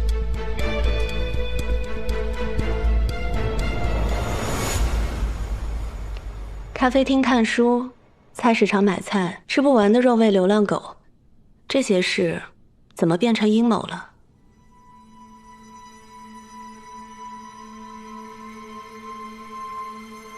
熟悉吗？这些都是你电子阅读器里曾经收藏的书啊。搞错了吧？我平时看的大多都是小说，可惜我的阅读器丢了，不然应该拿给你看看。丢了没事的，只要你的账号还在，收藏记录也全都还在。大灰灰，你这么做，难道是在怀疑我吗？是。我想说的还远不止这些。你出院后半年内，前后网购了6把大马士革水果刀。曾杰致死的凶器就是你从家里带出去的一把。当然，案发前你很好的解释了是曾杰自己塞进行李箱，还专门在服务员面前留下了证词。买这么多把刀干什么？是因为你在选最合适的，同时也在做练习。我还买了12把西餐刀和2套整组的厨房用刀。那些没有水果刀更方便携带啊。有道理。所以综合这些，你认为我是蓄意谋杀了曾杰？3个月前，我因为调查曾杰，知道了你。我了解到你经常会去咖啡厅，所以我故意去接近你。我知道啊，我知道的时候还挺难过的，不过后来也原谅你了。白小玲，你早就知道我是谁了，在我说出真相背后的逻辑时，你就已经知道了。反正我就是一个做视频的博主。什么视频啊？悬疑推理案件分析，号叫真相背后的逻辑。因为我能帮你了解到更多你不容易了解到曾杰的事情，这其中对你最有用的就是林芳。因为林芳的事情有很大的机会让曾杰万劫不复，所以你找到了灵山，给了他一笔钱，一大笔钱。我想你应该是要求他在你指定的时间内去投案，把曾杰供出来。其实案发后我去找过张小红，我想让他说服灵山，但是他拒绝我了。所以灵山去投案时我很吃惊，但当看到你父亲委托的律师出现后，我明白了，灵山早就在你的计划之内。因为明白了这个环节，我也想通了最后一个疑点：你在民宿杀死曾杰，自己也身中2刀。案情通报提过，那2刀来自外力，也就是说不可能是你自己砍的。如果今天推演的都没错的话，民宿里一定有你的帮手。那家民宿只有大堂有监控，有谁进过你房间是查不到的，你知道吗？我是求来了民宿周边所有民用监控视频，最后才锁定了你父亲。他很谨慎，开的不是自己的车，但还是在一个路口疏忽了，往窗外看了一眼。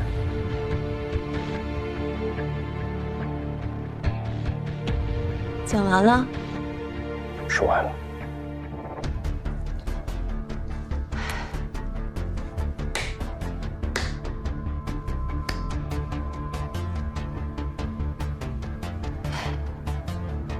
讲得好精彩。不是我讲的精彩，是你设计的太精彩了。你知道分析这些事情真的好累。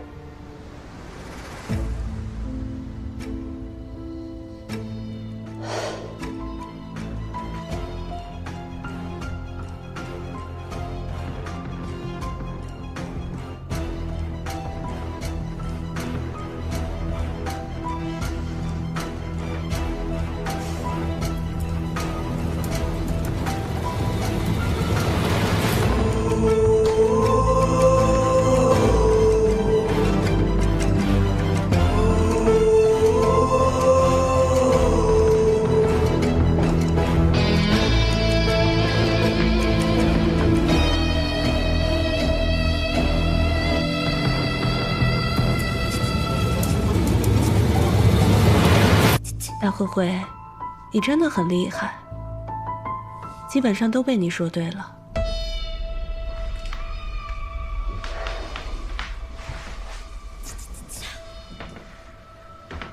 不过呢，你好像只有分析，没有证据。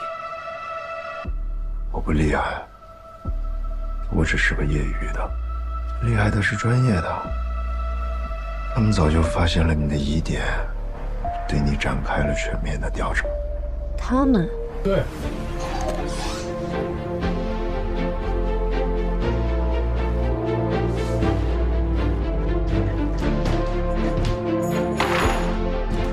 白小玲，去自首吧。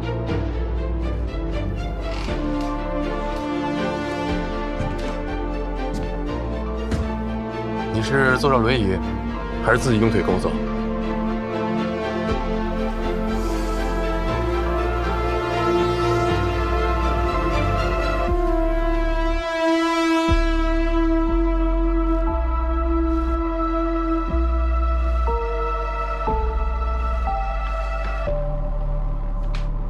大灰灰，可惜了，今天还没喝到你做的咖啡。其实，这不是我想要的结局。但也无法改变了。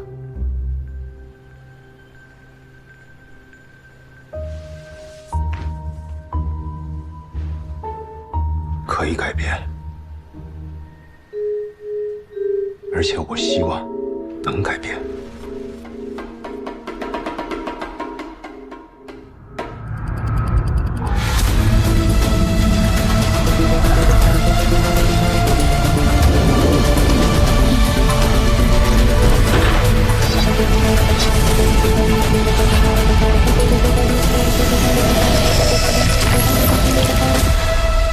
你这想象力是不是有点太明目张胆了？你现在是不是见到曾杰就觉得他马上要杀人？我不就是怕曾杰对白小玲动手才跟来的吗？我真服了你了。行吧，你继续享受吧，明天还得继续盯梢呢。但是提醒你啊，盯归盯，千万不能越界。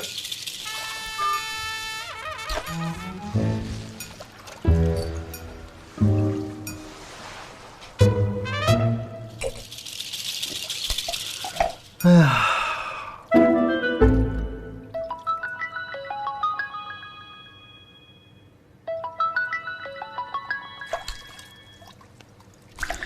又怎么了？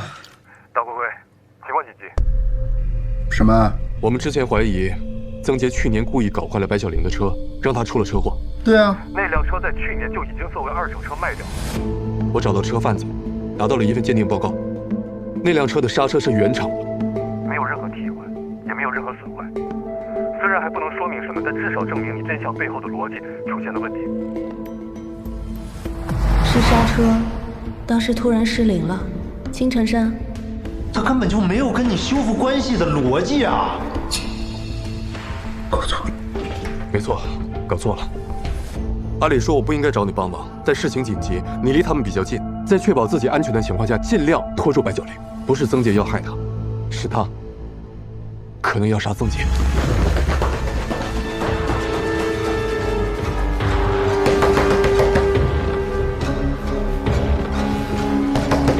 听到了，谁呀？大灰灰，你怎么追过来了？那太好了，你还没死，你还没被干掉。你疯了你！你现在走，要不然我就报警。哦，不用，我已经报了，警察马上就到啊。小玲，我都已经弄清楚了，我和李德完全把事情全都弄明白了。你听我说，曾杰这个人渣犯不着你为他冒险。你在这胡说八道什么呢？你赶紧给我走，马上滚！林芳是不是你害死的？是不是？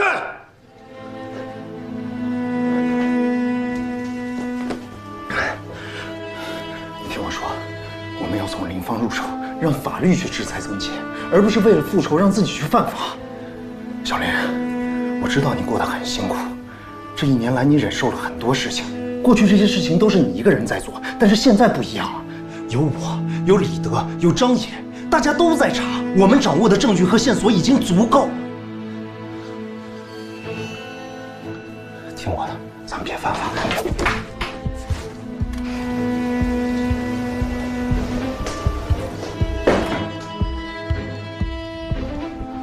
林珊前2天收到一大笔钱，是你给的对吧？其其实你也想到了，这才是制裁曾杰最好的方式啊，这不就对了吗？你杀了他，就算有再好的计划、再好的掩饰，都是冒险的呀。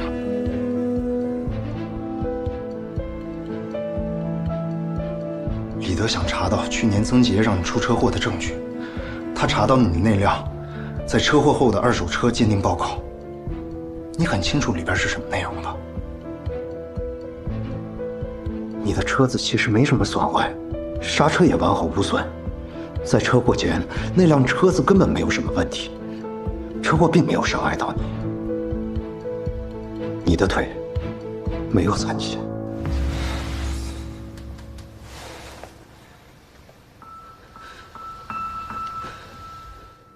小玲，报警才是解决问题的最好方式。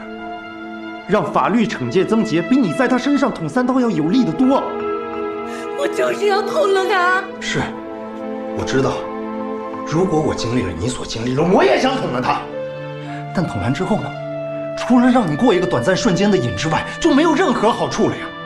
其实你也清楚，只有报警才能让曾杰绳之以法。你想清楚结果，他只是想发泄心里的恨。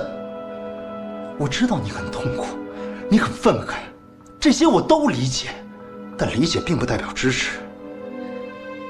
小林，作为你的朋友，我不希望你为了惩戒一个坏人而让自己变成一个犯罪者。咱们理智一点，好不好？我一直都很理智。你只是特别理智的谋划了要亲手了结了他，你并没有理智的看待整个问题。曾杰是耽误了你的过去，但那仅仅是过去啊，未来还是很美好的。你这么年轻漂亮，你还有爱你的人，你至于搭上自己的一生吗？不要觉得你做的计划真的天衣无缝。你看看现在，李德也好，我也好，不都已经发现问题了吗？业余选手真的玩不过职业选手的。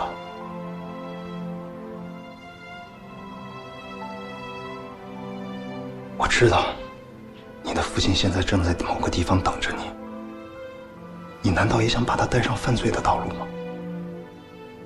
为了曾杰，你父亲搭进去2个人，值得吗？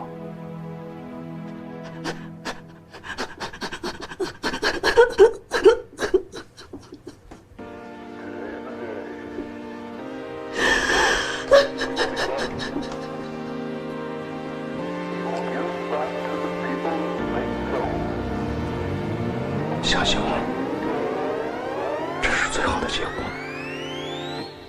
Within the dim lights, there's a bright view. Some whisperings are louder than screams. The drowning sea is not the sky and dark blue in this world. You'll never see through. Cut off that annoyance. I'm in my enjoyment.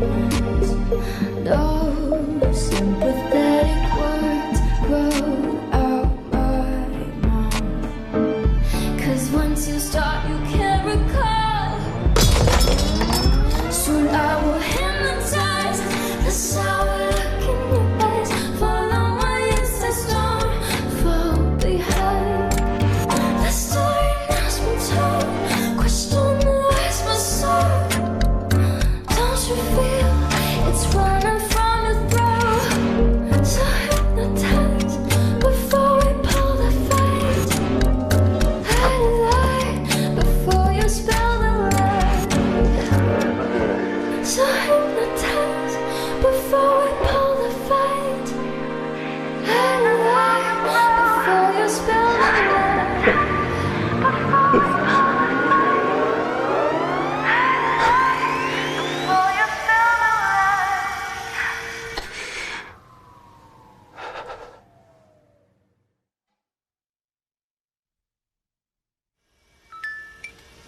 娟儿姐，我张野跟您汇报一下，曾杰那边差不多了啊，判还没那么快，但是已经是板上钉钉了。具体的，到时候我第一时间通知您啊。要回吗？我就是不想让你送我，不是你成天让我出去留学的吗？怎么，我现在真的要出去了，你又开始婆婆妈妈了？放心吧，我出去了肯定会好好学的，怎么可能和以前一样？你这个当爹的也太不了解自己的女儿了吧？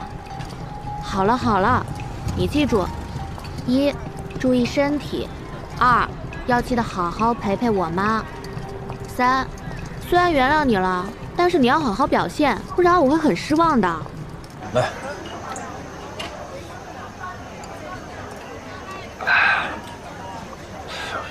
这个曾杰啊，自己都记不清把任林芳埋哪儿了，挖了20几天才找着，最后通过 DNA 比对，跟林珊才确定是林芳。曾杰判了没？哪那么快呀？看守所里关着呢，他现在是过街老鼠，肯定轻判不了。哎，那林珊呢？林珊敲诈勒索，还有是在不确定的情况下包庇的。不过呢，他又是自首检举的曾杰，所以啊，也会从轻处罚。哎，你最近见着白小玲了吗？没有。你就没想办法见他？没有。不舔了，我这舌头都舔麻了，舔不动了。不过啊，这一次你确实帮了他很多啊。我跟你说啊，我之前一直以为她是一个长得漂亮、没脑子的女人，经过这1年多，我才知道，谁没脑子？我没脑子。哎呀，你说她长得漂亮，有智慧，有胆识，懂隐忍。我一直以为我是她生命中的救世主，现在我知道，我是什么救世主？我就是她人生中的一个配角，以前是，现在也是。不，我连配角都不是，我就是个临时演员。我现在再见她，我一点脸都没有，我一点尊严都没有。野哥，你以前也挺没尊严的。来来，兄弟，你说这个话，你在扎我的僧，知道吗？我的青春啊，也算画上句号了。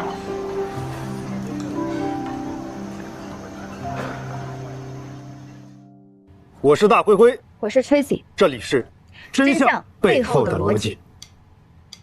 看。不知道他在。自从你升职了，我就约不到你吃夜宵了。我都快忙吐了，有时间宁可多睡一觉。再说你说要拍摄，不是借你拍了吗？谁托你？不是他这情况，他能拍视频啊？他真的好好啊，文案超级好，分析和抓重点能力都特别强，现在连摄影都快学会了。这么厉害？你不知道，我上个月涨了10几万粉，大多都是冲他来的。我现在广告费都快涨1倍了。哇，那得恭喜你啊！哎，他真是什么都好，就是除了一点。凭什么呀？你之前跟我说好的广告费分我30%，你现在要扣成本，那关我什么事儿啊？你讲不讲道理啊？拍摄不需要成本，后期不需要成本，出来搞素材、吃饭加油，这不都是成本吗？那你之前怎么不说啊？这是常识。你就说咱们拍了一上午，出来吃了这顿饭，这算什么？当然算是老板请员工吃饭了。呸！我为什么要请你吃饭呀？这就是成本。我已经很讲道理，我没多扣你1分钱。你一个平常没什么花销的人，要那么多钱干什么？谢谢啊。我之前怎么就没发现你是这么一个锱铢必较的人呢？我要买房。我做完手术，身上还剩下20几万，我要在2年内存够50万，交首付。哼，这么有理想。2年以后灵山就出来了，我想给他个惊喜。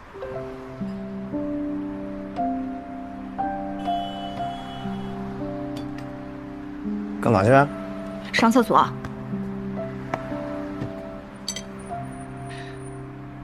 那扣成本的话，这些不等于我也花钱了吗？啊？那我们以后不可以这样大吃大喝的了。2个人点3个菜，这也太奢侈了。哎，2个人3个菜怎？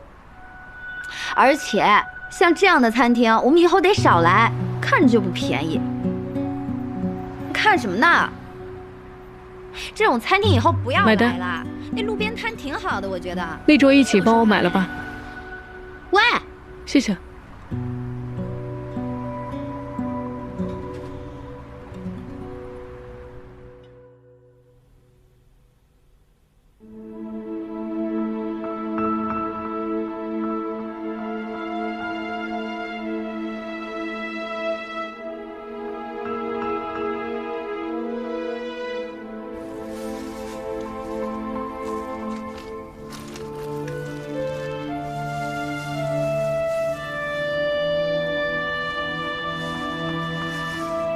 那个莫来家是新来的，还考上了超农大学的哦，他专门来挣学费的。